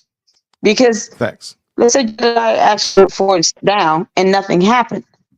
It would have just been a word. But because he got up, Kamal got up trying to defend something, now it turned into a whole brawl. And he called it, you edited out the same thing before that happened. So facts. So yeah, and again, like it's a word, but again, right. let's put the word and say the word is a fighting word. Sir, you're still a whole married man. You're a whole married man to another woman. Exactly. So you don't have the superior high ground. And let's just say the word is a word and we just leave it alone. Then you can just let it ride. Because y'all have called each other that name before. Right. So again, the point to what you're saying, right. And I agree with you 100%. That I put all the blame on Kamal. I've said that before. I blame Kamal. Now, whether or not, I don't think Lavelle threw the punch first. I think Kamal made contact first. In my mind, you touched me. Right. Therein is the issue. Therein is the rub. Now everything's going south. Right. But my point is, Kamal could have just sat there and been like, you know what, I'm gonna let that ride. I'm not gonna get into that. I'm not gonna deal with that. And again, exactly. and clearly, let me also just add. Say again. Mm-hmm. And clearly, I said, especially when he said the same thing numerous times. You've said the same thing multiple times. Absolutely. So you're not, you don't have a moral high ground here. But let me also just add this. Clearly, she ain't got no problem jumping into the fray. So she could have ran over there and clocked him herself. Exactly. So she didn't need you. Clearly, she didn't need you, Kamal. But you know who does need you? Right. Your wife and kids. My name is Jason. DearWolfC@gmail.com. Go deal with your wife and kids, my guy. Like go tend to your, like, I can imagine what that woman is thinking to see that her husband is out here in these streets catching strays for his side chick. Let that sink in. Let that sink in. If you got a problem with what I said, email management. Please don't email management that is profanity in this video, because I know it. I tried to edit it, and then I rushed out. Remember earlier, I was rushing out to take out Lady Dear Will Christian, and the file corrupted. It didn't work right, and so I'm just using it straight from YouTube. So please, I've already talked to my pastor. I'll be on church discipline in the morning. Don't worry, y'all. We'll talk. They're gonna talk to me tomorrow about it. But so, all right. Don't worry, Pastor Joel got me square. You're good, yeah. All right, let's go. Let's finish this. That's You're absolutely good. accurate. You know, but here's the deal. Well, thank you. You know, don't get mad at black people, you know, for exercising the constitutional rights that white people put in play. Correct. Freedom of speech and freedom of expression is in the Constitution. That doesn't warrant anybody putting their hands on you, approaching you in a threatening manner. And if that's the case, they should rewrite the Constitution and say there's a clause in it that say at your own risk. It should have been a clause in there to say at your own risk. You know, because last time I checked, if somebody does exercise freedom of speech and you go throwing punches at them or threaten them, you can go to jail. Not the person that's exercising freedom of speech. Facts, because at that moment, we all adults. And we always live by the rules. Sticks and stones may break my bones, but words will never hurt me. These are the logics that you need to live by as a grown man. Yeah. So whether he was disrespectful or not, it was another way to handle it than throwing hands. Because you got to understand, you got elderly women in that room too. Like, where's the respect level? So I felt like, you know, I felt like it was disrespectful, but I also feel like it could have been handled better. Oh, absolutely. Well, here's the deal, man. I'm my own man. I can only speak to who I am as a man. I can't speak to who you are as a man. I can't speak to 1,500 other motherfuckers that you know as a man. I can't tell you how to operate, articulate, or express yourself the way you see and choose fit for you. Facts. So, like I told you before we started this interview, a real woman and a real man, because a lot of people put all these rules and these sanctions on what you are as a real man or what you are as a real woman. A real woman and a real man is a person that lives exactly how they choose to live, so long as they are willing to deal with the consequences of their actions. If you're a serial killer, knowing you're gonna get caught and get natural life and You want to go down and be revered in history as the best serial killer in the world? That's how you choose. If you feel like you can deal with those consequences, if you want to be a player and go out and screw all the women in Chicago and catch AIDS and die, if you want to catch AIDS and be on tubes and life support and you willing to deal with that, I can't tell you living wrong for all the women you slept with. You're going to be what you are as a man, and she's going to be what she is as a woman. So did Kamal, so I don't know about that one. Camera angles, it seemed like he pushed you and then you swung. And then and some of them seemed like, because I saw an angle where it was like, okay, I just saw you swing. So what happened though before the swing? Because it seemed like you pushed the mic back and then all I saw was chaos. Okay, so how that transpired was, again, I was there to make sure Jedediah didn't get punched, beat up, or, you know, violated in any kind of way. The thing is this here. Do I agree with the bitch word and all that people keep trying to bring all this hype around that Jedediah used? Okay, I may have used another word, or I may not have spoke at all. If I feel like I can't orchestrate and articulate my words in a manner where they are respectful and still get my point across, I simply won't speak. But Jedediah ain't got nothing to do with me. He his own man. Right. If he felt passionate enough to speak the way he spoke, and I don't disagree with nothing he said, for the record, nothing he said, right, I probably wouldn't take that approach. But he said what he said, and Kamal didn't like it. I believe Kamal really didn't care about it if I'm going to speak facts versus fiction. I believe he was compelled to do so, sort of like a Will Smith and Chris Rock moment. I believe he looked at Tiffany's face and she gave him a look like, nigga, do something. This nigga calling me 100 bitches. Is you going to do something as a man? Right. I can see that. And it turned out like a Chris Rock, Will Smith moment. He got up and I wasn't going to hit the guy. But again, I'm fond of using the word crossroads because that's what I felt right then and there. It's unfortunate that it turned out that way. I don't have a problem with Kamal. Let's just be frank. I'm not bitter about him taking the girl I wanted because I never wanted her, whatever the case. But I'm not bitter about him. I am a little unnerved because he fucked with my money. But the fact is, that wasn't on my heart in that instance. When he walked up behind me, all I heard was bitch ass nigga this and bitch ass nigga that. So as a man, I turned around like, who the fuck is he talking to? When I turned around, my objective was to keep Jedediah and Kamal away from each other. Because I know by me having the background, by me being a big boy, it's going to look like this nigga is the aggressor. Because once you take me there, I'm going to go there with interest. That's my objective. The whole world saw that. You know what I'm saying? So I didn't want to go there. So I tried to keep Kamal at a distance. And I guess by me raising my hand, by him being, you know, I'm not going to disrespect him and say he's scary, but I guess his reflex was to duck down to get out of the range of me raising my hand. Clearly it wasn't a drawback, but by me raising my hand, he felt the need to push me back up off him. And I still didn't right away hit him. When he ducked down and started drawing back the swing, my reflex popped him. The crossroads moment is I wish it would not have happened. And I wish I could have got about 4 or 5 blows on his head to get his mind right because he shouldn't have did what he did in the first place. And I do concur with you. Let me not let that go. I feel like if you're a man and there's somebody calling your woman bitch and shit, as a man, you are supposed to respond. But remember. Okay, I gotta stop. Okay. I like Lavelle. I'm not trying to start a fight with Lavelle. Okay, because he looked like he can probably take Dear Woke Christian out. That's okay. I'm good with that. But please understand, do you remember about 30 minutes ago, he said he had no regrets about interacting with Tiffany because he's got to stand on what he did, right? Do you remember that? Right. He literally just contradicted himself right here and says he wished that he had not done it. Sir, it's okay to grow from, and this was only a week ago. Like, it's okay to grow from situations. Go ahead. I was going to say, I think that earlier I took, can you hear me? Yeah. We got Is there a delay? No, okay, I can hear you perfectly. I was going to say that, you know, okay, cool. I was going to say that to me, it sounds like what he really regrets is just meeting her and following, you know, just getting to that point where he end up in a relationship like this, because it's not something he planned. It's not something he wanted. He went up there, you know, at someone being persistent and trying to persuade him. And then, you know, he never saw her in that manner and tried to date her. He said he didn't really find her that attractive. And it just like, she kept, you know, going at it until I guess he just gave in. And it's like, now he's looking at this saying, had I just not went up there, I would have saved myself some trouble and heartache here. But I agree.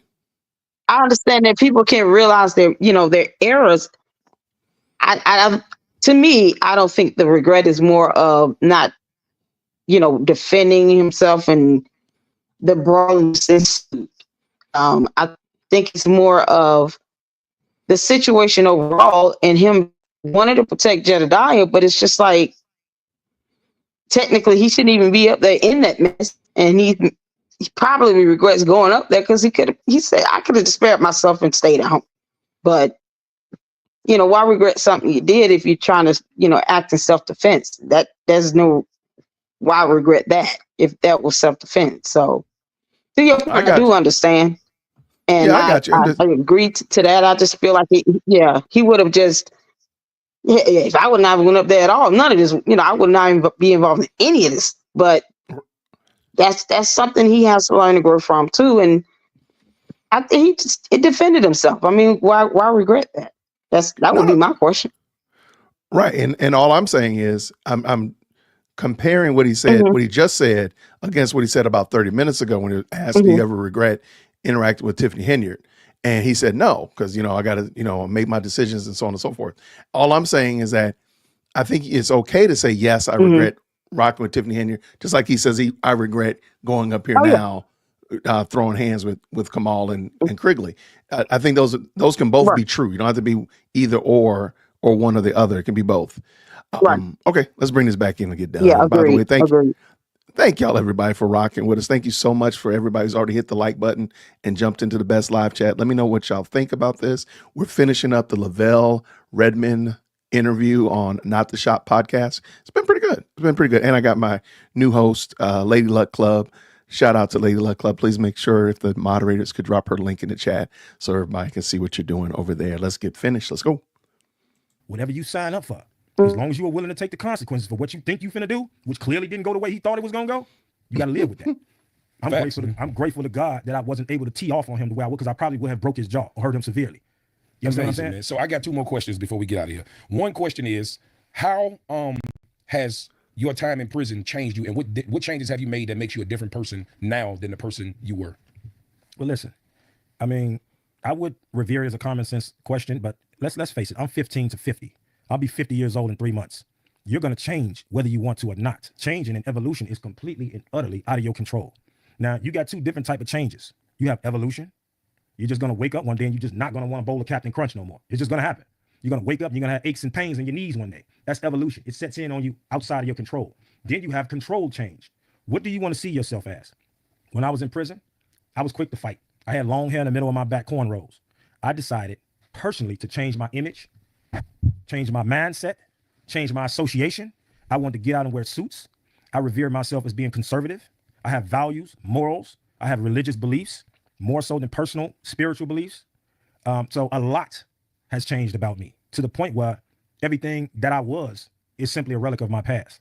There's people that look at me like I'm Jesus Christ nowadays that see me after 25, 26 years. They're like, man, you're the last person on the planet I thought would have changed. Right. I thought you would have been dead by now. I hear that so much. But God touched me in there. God broke me. And I keep using this phrase. I use it on Tiffany.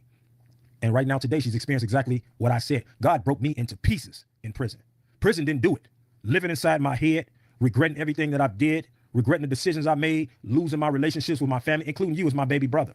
We right now, as we sitting across each other doing this interview, we have to get to know each other all over again. I lost all that in one night of fooling around with some guys I ain't had no business messing around with. So would I ever, revisit that kind of mentality and behavior? I'm literally a giant. Like, I don't understand or relate to anything I was as a child. You understand what I'm saying? Like, it's like I'm being punished still for something my child did. Right. It literally feels that way. When people bring up, do you remember when you used to do this? And I'd be like, what the fuck are you talking about? 30 years I ago. have to really revisit. Right. Like, half the shit I don't even remember. I don't even remember this stuff. So, yes, have I changed? Both within my control and outside of my control, I've changed internally and externally. So yes, change is, it was imminent for me. It happened, and there's no going back from it. I am what I am.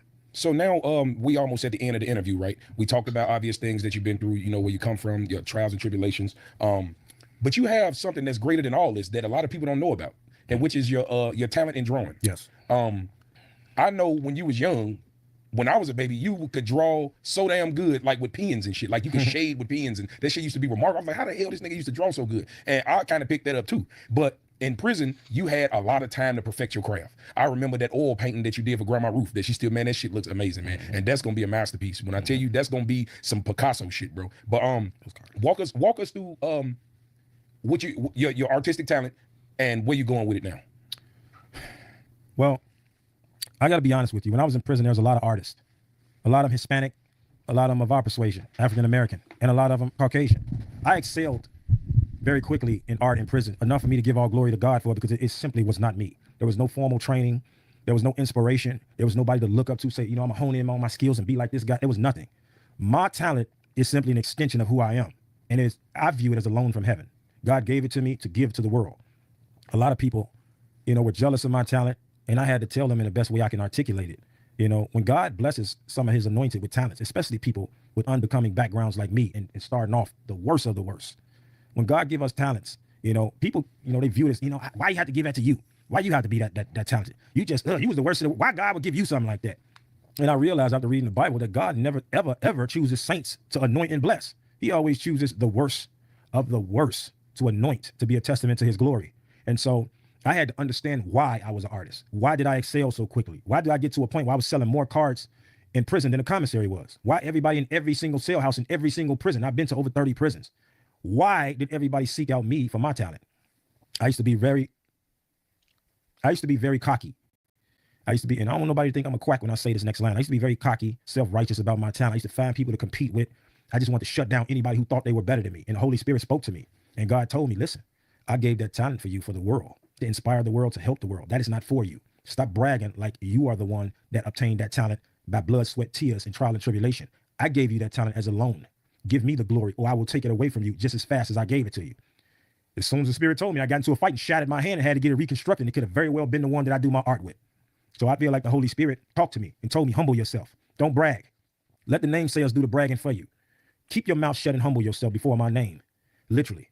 And before that's all over, I do want to show you guys a couple. Yeah, sure. I want you to show some of your cards that you wrote and give your social media platform, so if people want to order, they can also contact you, or y'all can hit the messages, comments, make sure But these are some of his cards that he's done. Yeah. These are all hand drew. Man, this man got talent, man. So these cards right here, excuse my vernacular call, let's get fucked up for your birthday cards. I make all kind of drinks. I make personalized cards with people's faces on them, and all my cards are uniquely sold inside crystal cases, acrylic boxes, and they're also all lifted cards, which mean they're 3D. When you see them, the whole entire front of it is lifted. This is one of my cards here. We also have the emblem on the back.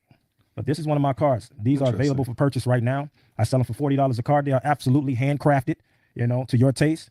I do take personal details from people as far as if you want a different color composition, if you wanted to say something different other than let's get effed up for your birthday. This is another personalized card I did for a girlfriend of mine. As you can see, I have a tag with her sitting on the throne. That's sort of a little tag, and it says to and from on the back. This is her image on the front of the card. Also being sold in a crystal box. As you can see, she's 3D'd off the front of the card. It says, happy birthday, Valon. See how it's constructed? You can see the inside. It has little rhinestone embellishments going through her name. So all I would need is your personal image, and you can get your cards made personalized by me. If you have your own interesting creativity, and you want me to go off your own vision, I can also do such. Those are really nice. If you look me up on Facebook, I'm up under J Bills, abbreviated for Johnny Billionaire. Just jump in the DM and send me and my Instagram is Johnny Billionaire. Johnny #billionaire on Instagram. If you want something, jump in the DM and shoot me a text. We'll get the link up as soon as possible for you guys to order specifically. So these are the cards that I do. They're unlike any other cards on the market. 3D lifted cards. Nobody else will ever give a greeting card like these at a party. So when you get these, you're getting the best. We don't put no throw together work together. Everything's handcrafted. Everything's made with the best card stock, glossy stock, hard to bend. So we are, the new paramount company of the industry right now. And I suspect we'll go further from this point on. Thank you for your support in advance. I appreciate you. Okay. Man, that's what's up, man. So, man, I appreciate you for coming out, man. Yeah, man, my bro, man. My big bro, man. We back down like we never left, man. Make sure y'all tune in, man. We trying to hit 10,000 subs for the podcast, man. Not the shop. Hit the sub, comment, like, share, undivided. Man, we here, man. The Surgeons, Mac Mall. Till next time. All right. Well, that wasn't bad. Very nice. Yeah. Okay. All right. Nice. So, Lady Luck Club. Let's unpack it. What'd you think? Yes. Well, I think he's been very. Can you hear me? I think he's been very consistent. If you watch the interview he did with Jedediah, and then how he presents himself, his demeanor, he sounds very educated. He's much more well composed, and it's a big contrast between him and Kamal. It's like comparing an apple to another planet. Almost, it's a big planet between these two. Yeah, it's like comparing fruit to a planet. I mean, that's how ridiculously different these two are. Fact. And it's almost inconceivable he had anything going on with Tiffany or whatnot. But he's just speaking his truth, and he's been very consistent, and I think if the average person listened to him in the sincerity, him not shying away from his past, him, stating he's learning and growing from it, he's still learning and growing. That's part of life. Experiences you go through, you're going to learn and grow. And I just think if there's some level of grace to give to someone, from what I've seen and heard so far, he would be someone I would give grace to before, Tiffany. I wouldn't just give her grace like that because she's still doing things that is either unethical, immoral, or illegal. And right. The issue he had happened when he was 15 years old, a 16-year-old son. And I would hate for something like that to happen. And 30 years later, my son is still paying the price for this. So I look at it as, you did something as a child and you were tried as an adult and you had to go through, and hurry up and grow and mature. Unfortunately, in prison, between 15 and 18, he had to basically merge into adulthood in prison. Right. But it's like, at what point do we really start to give grace to people when they can be productive members of society? And the way he speaks it, he comes from a very genuine place. Is he perfect? No, he's not perfect. No one is. But I would rather give him grace than to give Tiffany grace, because she's still doing things and not learning and doesn't have a consciousness about it. And he's at least being honest, and he is remorseful. He just regrets meeting her, which I can believe. But overall, I would give him grace, and I really hope, and pray he has, the best things to come and be blessed from this, because they really tried to tear him down, and it's just unfortunate. So, I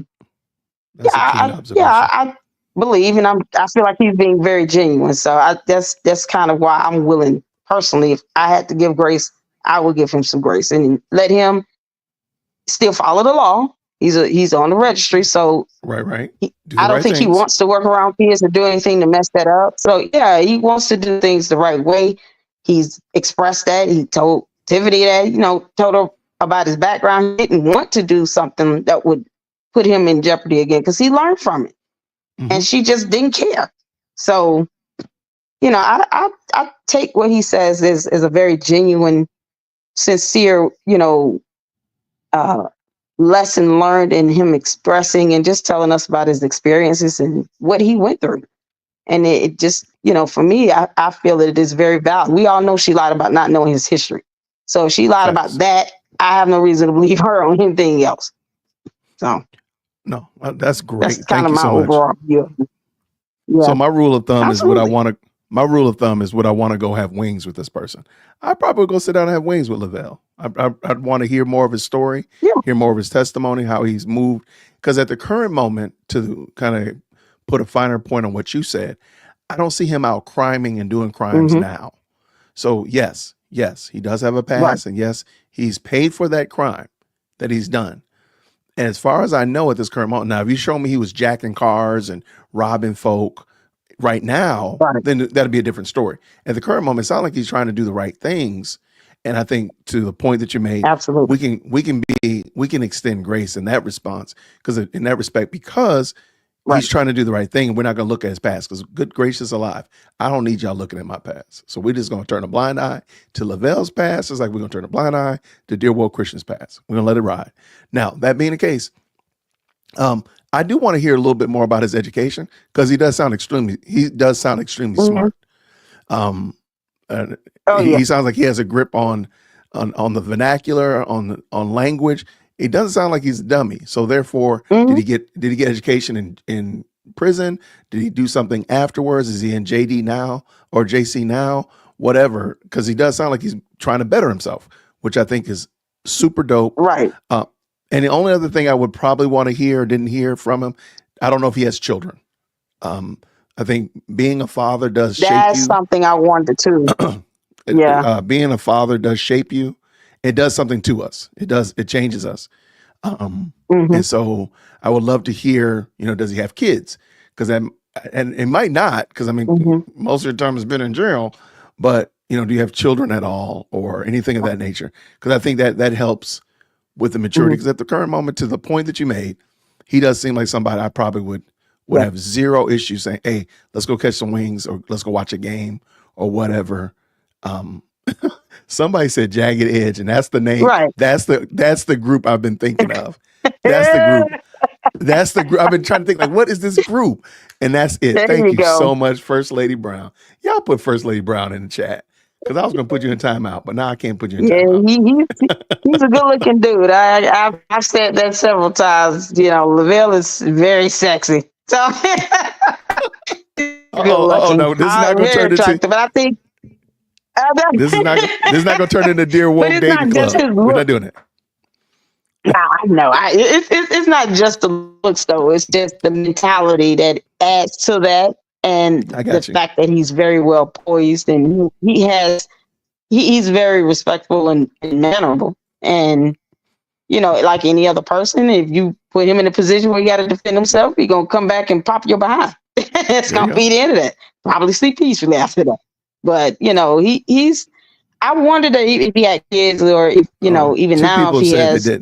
If he's dating or anything like that. So, well, we'll send him your resume. Someone said he did? No, two people said that he did. He does not have children. We'll send him your resume, Lady Luck Club. Don't you worry about it. Okay. We're here for you. We're here for you. We're gonna help you out. Tell him I said, Lavelle. Oh no, First Lady, y'all are wild, man. Y'all are wild in this chat. But let me see. First Lady said, I would love to hear a story without his experience with Tiffany or his employment at the township. Absolutely. But I think if like, for example, if I were to have Lavelle on here, I want to know everything about his life. I don't want to know anything about Tiffany, anything about the township, because in my mind, those are side quests. Those are, you know, bad acts of a movie. We want to get to the better acts and the things of that nature. I want to know about his art. I want to know about, you know, now that I know he doesn't have children. Wait.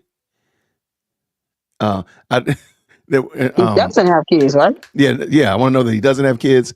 Some people are saying he does, but okay. Well, then you know what? If I had Lavelle on, I want to ask him that question so we can all get clarity from the horse's mouth.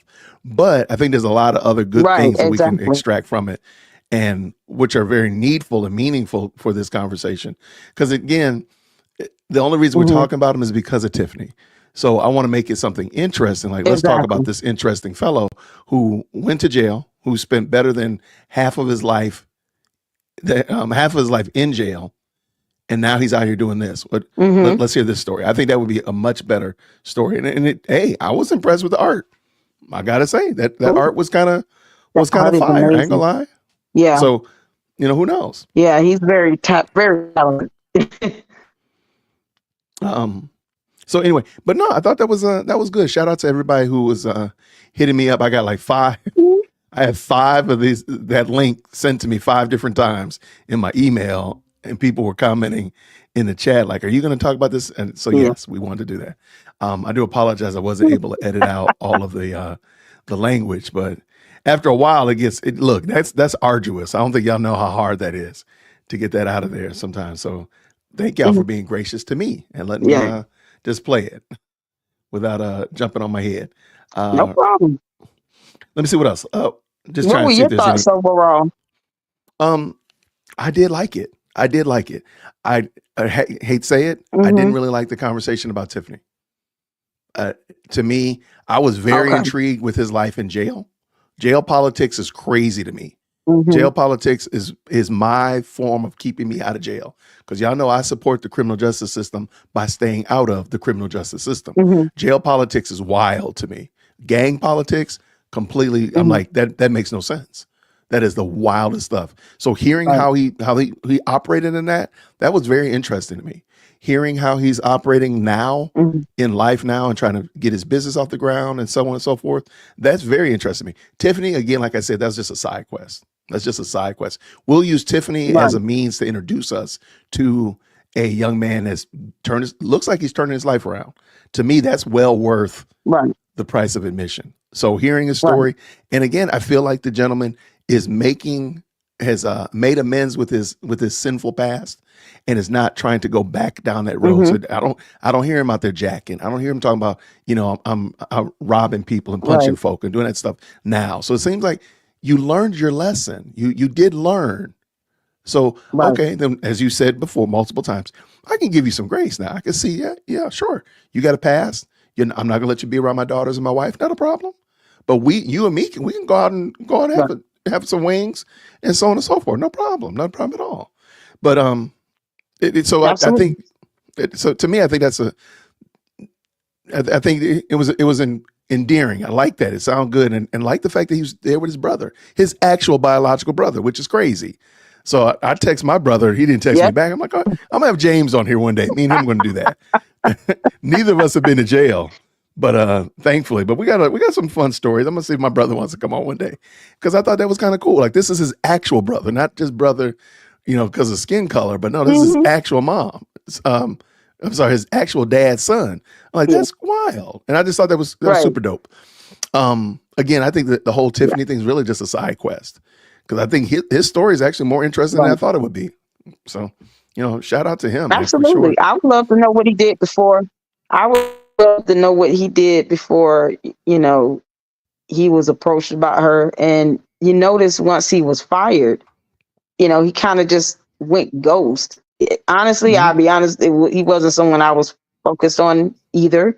But, when he was fired, he didn't go out and just try to do this run of the mill, all the stuff. He was just kind of laid low for a while. When did he get fired again? That had to be about 3-4 months ago. To I know wanna that say he's been kind of in the background like that the whole time. I want to say it was about 3-4 a year months ago. ago. I want to say it was a year ago. I want to say it was last summer. Oh wow. Don't quote Okay, me on so this. Don't quote me on and this. you can tell now. But Yeah, let's just Lady Luck, say he was terminated within the last 3 to 6 months, but you can tell with him being, laying low and not really stirring up the pot and causing any other issues. It kind of shows that, he has progressed and grown over time because he didn't go out and just do all this crazy stuff between the time he was terminated and now. He's been very low key and quiet and just handled his business. So that to right. me, speaks volumes. Yeah. Absolutely. Now, Chicago Red, when did you graduate? I'm assuming she means college, but Who, me? yeah. She said, "Oh no, it says First Lady." That says First Lady. I can't read. At I saw First Lady. Lady. Oh, okay. I saw Lady, and I just went. I said Lady Luck Club. I literally made that up in my head. I made that up. But anyway, Oh, well, just no, answer the question. I graduated in 2000, and I graduated in 2005 from college. So okay. I graduated in '99. So yeah, there you go. Not too far apart. there we go. Yeah, and I mean, he hasn't been out of jail that long either. So when you think about it, if he spent almost 30 years in jail, he was 15, that would be 45. He says he's about to turn 50. So we're talking about like 4 years potentially of being out of jail. That's crazy. So yeah, that's Right. wild. But I mean, you can always proceed with caution, and I think that grace is allowing him to, at least show that he can be trustworthy, that he has changed, that he has grown. But absolutely. you can use wisdom and just kind of always make sure you're paying attention, so to speak, and do not just give him a pass if he does something wrong. Yeah, you get on him about it. We make sure we address it, bring it to the light. But so far, I don't think he's gone back to jail for any other reason. And he's been very, low key, and especially since he's been terminated. And then he went and started his own business. I mean, so he's got a great path, and he has some goals he's achieving, Right. and seems to be overall doing well for himself. So that to me is giving him that grace to really show that he can do that. And so far, he's doing it. I agree. So I appreciate something like that. Yeah, absolutely. Yeah. I want to see how he does. Hey, maybe I'll send him some business. I got some graduates coming up. Maybe I'll get some graduate cards or something to throw him some support. There you go. I think that'll be dope. I wonder how long I'm gonna look on his website and see what the lead time is, because graduation's in May. No, that was good though. I appreciate it. Again, I'm glad I did this. I appreciate you, Lady Luck Club, for jumping in and giving your perspective on it as well. That was a lot of fun. We're gonna have to do this again. We're gonna do this more often. So I appreciate you letting me come up and speak. That was fantastic. I'm ready to collab whenever you're ready, and bring in some great conversations and good laughter. We're gonna do something this week. We're not gonna hold tight. We're gonna do something this week, probably Thursday. If you got time. So shoot me an email. We'll coordinate something. We'll do the Lady Luck Woke Club. I don't know. We'll figure out something. Some crazy mashup. We'll go get some wings. That's what we'll do. We'll go get some wings. I found a wing place down on MLK that I want to go check out. Oh, okay. See, really? What's the name of it? A Bando. I saw it on a reel. It looked really good. I was like, this place looks amazing. I was gonna take Lady Dearwood Christian, but she wants to go somewhere else tomorrow. Look it up.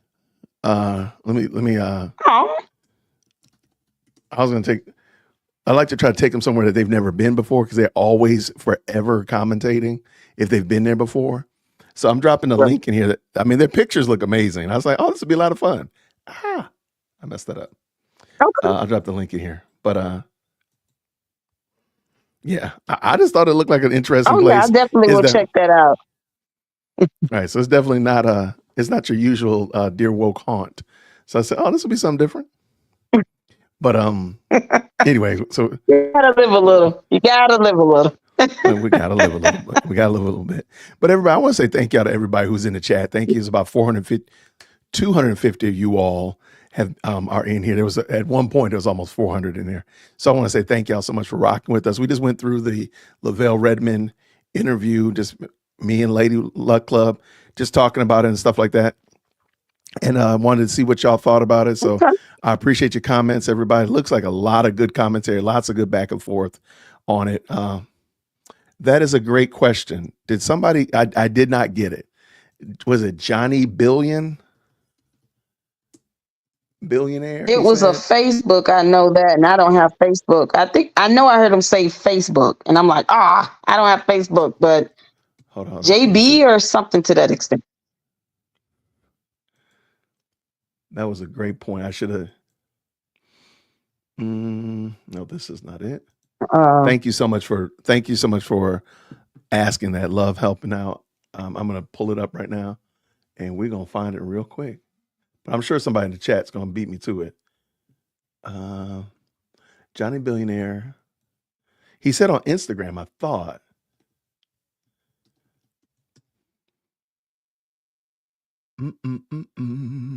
Johnny Bills, got it. I know I heard yep, you got it. Is it Facebook?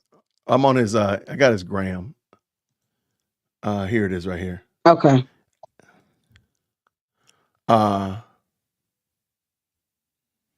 There it is right there. And okay.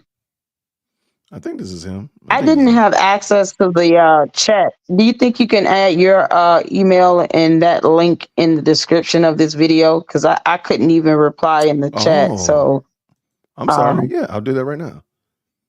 Yeah, no, it's fine. I'm sorry about that. Yeah, if you can put in the description of the video, then that way I can go back and, because I would love to interview him as well. I actually am intrigued by kind of his experience, especially being so young and in prison. I would love to be able to sit down and talk with him about that.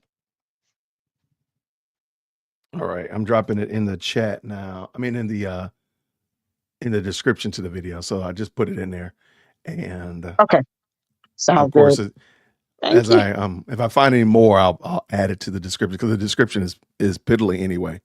Okay, you found it. Cool. Okay. There we go. That's what we make a mean team, y'all. We make a mean team. But everybody, awesome. Well, thank y'all so much, everybody. I appreciate all of y'all. Lady Luck Club, appreciate you hanging out.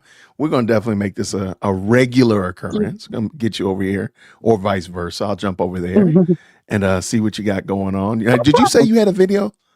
Did you say you had a video that you just did? Yeah, I did.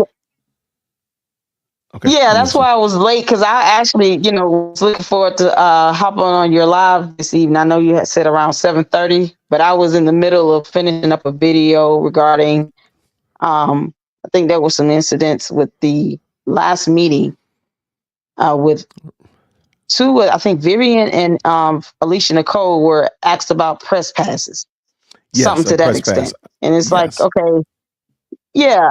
I'm like, well, the amendment, the First Amendment does not require for you to have a press pass. The government it has stated there's no clear, certifications or anything you can get just to be the member of the press. So, I mean, as a matter of fact, you can make your own press pass. But I think, just this whole she's desperate, and she's coming up with just weird things and trying to intimidate and bully. And they were asked to leave, and because of a press pass to leave out of the last meeting they had at Dolton Township. Right. And it's like, that's a violation of constitutional rights. So I did that video about that, and it was still, uploaded, and it should be posted by now, but if not, it's still uploading.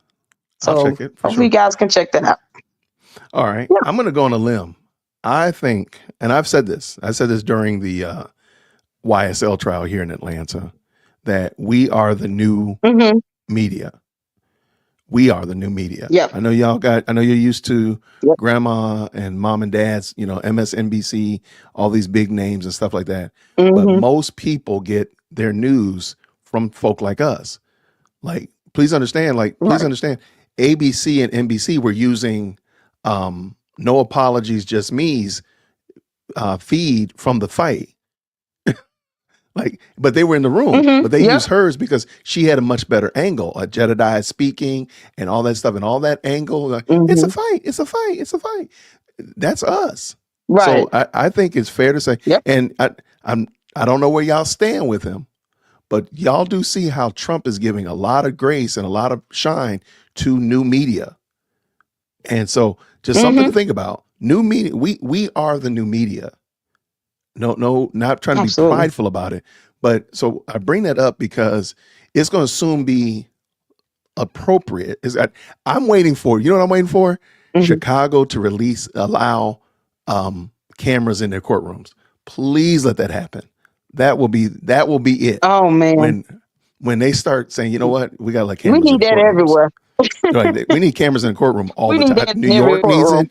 Yeah. Because think about all the things. If you just go back to the YSL trial, there was so much chicanery, so much hijinks that were happening in that courtroom that nobody would have seen if they didn't have that camera in there. And thankfully, it's Georgia law that there has to be a camera in here. So he said, drop the link again for Lavelle. Right. It's in the description to this, and I think this is it. Yep. It's in the description to this video as well. So to the point, to put a finer point on what you were saying there, it's going to be like what are you doing? Like, it's kind of like keeping any other news outlet. You wouldn't keep Regina Waldrop out, then you can't keep Alicia out. You wouldn't keep Jamont, what's his name? I forgot his name, but you know what I'm talking about, Jamont. Then you can't keep out Vivian. Like, they're the same people. We're the same now. Right. So if you want to go on journalism, sure, you can talk about. I didn't go to journalism school, but guess what? You can't stop us now. We are the new media. People are coming to us. And how many of y'all went to Fox, ABC, NBC, CBS to see the throwdown at Thornton? How many of y'all ran to YouTube to see the throwdown at Thornton? Everybody. And what were you watching? Big difference. You were watching. Exactly. You're watching our streams. You're watching Critical. You're watching Vivian's. You're watching No Apologies. You're watching Burgundy Blue. You're watching their feeds. As a matter of fact, that's where the news was getting theirs from. That's the part that cracks me up. Like, yeah. So, I mean, we're the new media. Jermont Terry, thank you so much. Good guy. He seemed like a cool cat, too. I would definitely go eat wings with him as well. But my point all the way around the block was just to say that the whole press pass, just let it go. That cow is already out of the barn. We are all a part of press now. Right. Like, right. And, all jokes aside. And I went over case law that proves it. Yeah. all jokes aside, if I were in DC, I could apply for a press pass. Like that's how, like they've lowered it like that now. Like, I could apply for a press pass if I went to DC. That's crazy. You can. Look at, you Right, see my thumbnail on my video? Do you see that thumbnail there? Look at my thumbnail. I gotta jump over there. Oh, this right here? Your avatar or your on your actual channel? I can't see what that says. My avatar on this for this video. Oh, you can't see it? It just looks like, I'm gonna pull it up. I'm used to seeing your face, but now it's white paper with a blue banner. Yeah, I see that part, but it is just a bar, a blue line, and white paper. Right. That's a confirmation that I did today, where I applied for a press pass to the White House. You are wild. Okay, that's there we go. Confirmation on it. I see what you did there. I see. See, I'm over talking about the White House, and you already did it. Because I did it because they put up that, I think it's White House .gov/news media, something to that extent. But one of the things they're doing is they're allowing people who are, as I guess he doesn't care for the big main stations anymore, but they're allowing independent journalists to come to the White House to be a part of these press conferences because, we got the news toward. I personally feel, responsible for making sure that I bring some, true and genuine content to, my platform and not just throw some garbage out there. So they're seeing that in the White House and they're saying, hey, we notice that a lot of people are, able to speak about this and exercise their right to be considered press.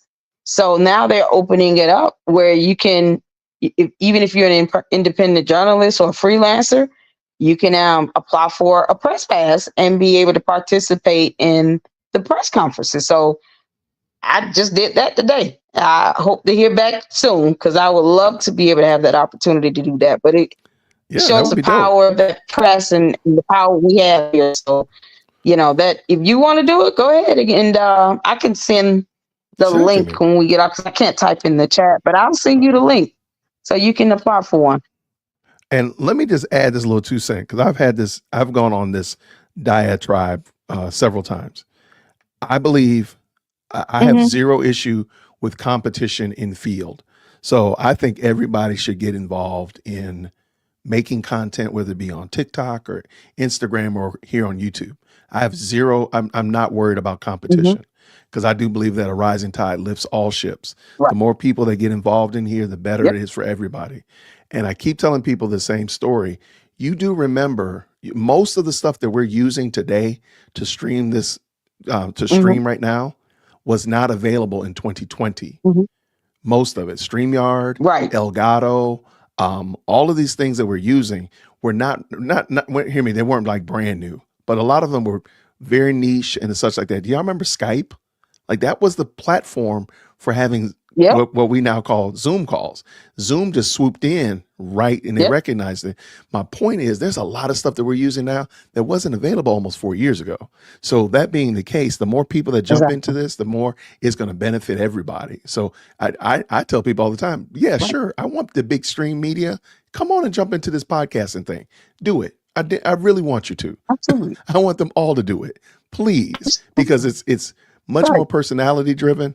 And all it's going to do is just raise that, and it's going to lower the price of equipment. People are going to be able to buy better cameras. People are going to be able to buy better monitors, computers, all that kind of jazz like that. Absolutely. Come on. Come on, jump in here. And if you don't like it, then, give yourself 9 months, give yourself a year, try it out. Maybe say, hey, I tried it. Didn't really like it. Move on. No problem. But it's only going to help everybody. So I'm looking forward to it. Absolutely. So I'll send you the link and you can apply for that press pass and hopefully we can go up there, a couple other YouTubers and meet at the White House and sit down and really be a part of, would that be? Exercising our right to free press. That would be awesome. That would be amazing. I love it. Yes, please shoot me an email for that. Wait, let me see. I share it like, absolutely. I mean, get out there. There's not, and look, all you need is a phone. All you need is a phone.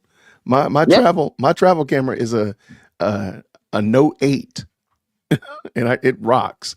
But I know. all I'm saying is, Yep. again, get out there and just make content, y'all. Go ahead and do it. So, all right, Lady Luck Club, get out of here. Absolutely. It's been fun. All Thank right you so now. much. I All right, appreciate you. I'm honored to be here. And I thank you for allowing me to be able to enjoy this with you all. So Thank we'll you. have to do this next week. We're going to do it again. Absolutely. We're going to look, get ready. Everybody Absolutely. flood LLC in the chat.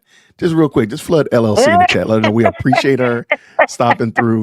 We appreciate Thank all the content creators that came through. I appreciate you. Have a great night. Have a wonderful Sunday, and we'll see you real soon, friend. Sounds good. Have a good night, y'all. You too. Take care, friend. All right. That was Lady Luck Club. That was a lot of fun, y'all. Thank you so much. Well, yeah, the point that I was making, a lot of this all changed out of COVID. That's correct. But COVID pushed all of these new platforms. Like, again, all the different streaming platforms, most of them are 36 months or younger. And it all came out of the COVID era. Again, remember Zoom and Skype? Well, now there's so many different competitions to it. So all of that happened in 2020, 2021-ish. So all of that really came out of that era. So I'm just saying, like, being able to move and be flexible, who knows what you'll be doing? Who knows what'll happen with all this opportunity now to grab you, literally use your phone to stream and put out a great product. Who knows where you'll be in 3 years? Who knows? I just started 4 years. This is my 4th year on YouTube. And yeah, I mean, there's so many good opportunities. Yeah, thank y'all so much for shouting out Lady Luck Club. I appreciate y'all. That was a lot of fun. I appreciate it. Maybe we'll do some panels. That might be what we need to do over here at Dear World Christian. We need to do some panels and talk about some of this stuff and shout out. I do want to thank you again to all of you all. Thank you so much, Extreme X, for the $5 super. I appreciate that. Thank you so much for supporting what we're doing over here. Chicago Red, please shoot me an email so we can make sure that we get you ready next time. So if there's something that needs to happen, we can do like a little test stream offline. Nobody has to see it, but we can make sure your audio works, because it wouldn't let you join if you didn't have your audio in play. But so I just dropped that link for you. Is my email again. Chicago Red, would love to have you come on. I love it. Everybody, thank y'all so much. Skype, definitely be Skyping. No, thank you. I appreciate that. Thank you so much. I'm glad that y'all hung in with me. I want to do a marriage show, but I'm scared to death. Why? Why? Why? Let me tell you this. I'm being 100% honest with you. If you want to do live streaming, if you want to be effective on YouTube, there's a content creator, the lead attorney. He has a course on how to do live streaming. I don't get any kickbacks. He doesn't do anything for me, but he has been that course on how to do live streaming is well worth whatever you pay for it. Somebody bought it for me. One of my subscribers said, Jason, you need to step your game up. And they bought it for me. And it has changed the way and revolutionized the way I do live streaming right now. And I will tell you, I have zero issue with it. If you want to do a show and you want some help with it, you can shoot me an email. I will help you as best I can. Give you ideas, help you lay out your plan, all that kind of good jazz like that. Some of the back office stuff, whatever. I will help you, because I want people to do this, because I think it's great. I enjoy it richly. All my family has walked in here since I've been talking to y'all, like, what are you doing, Dad? What are you doing? And they know what I'm doing. They know it. So if you want to do it, there's no reason to be scared. This thing is terrifying. But once you get used to it, you're just going to have a blast. So please, if you want help with it, shoot me an email, dearwokec@gmail.com. Check out the lead attorney's course. If it rhymes with you and you're like, hey, I might want to do that. If you want some help getting your situation set up, I can help you with that. Whatever. Again, yeah, whatever. I mean, you got a phone.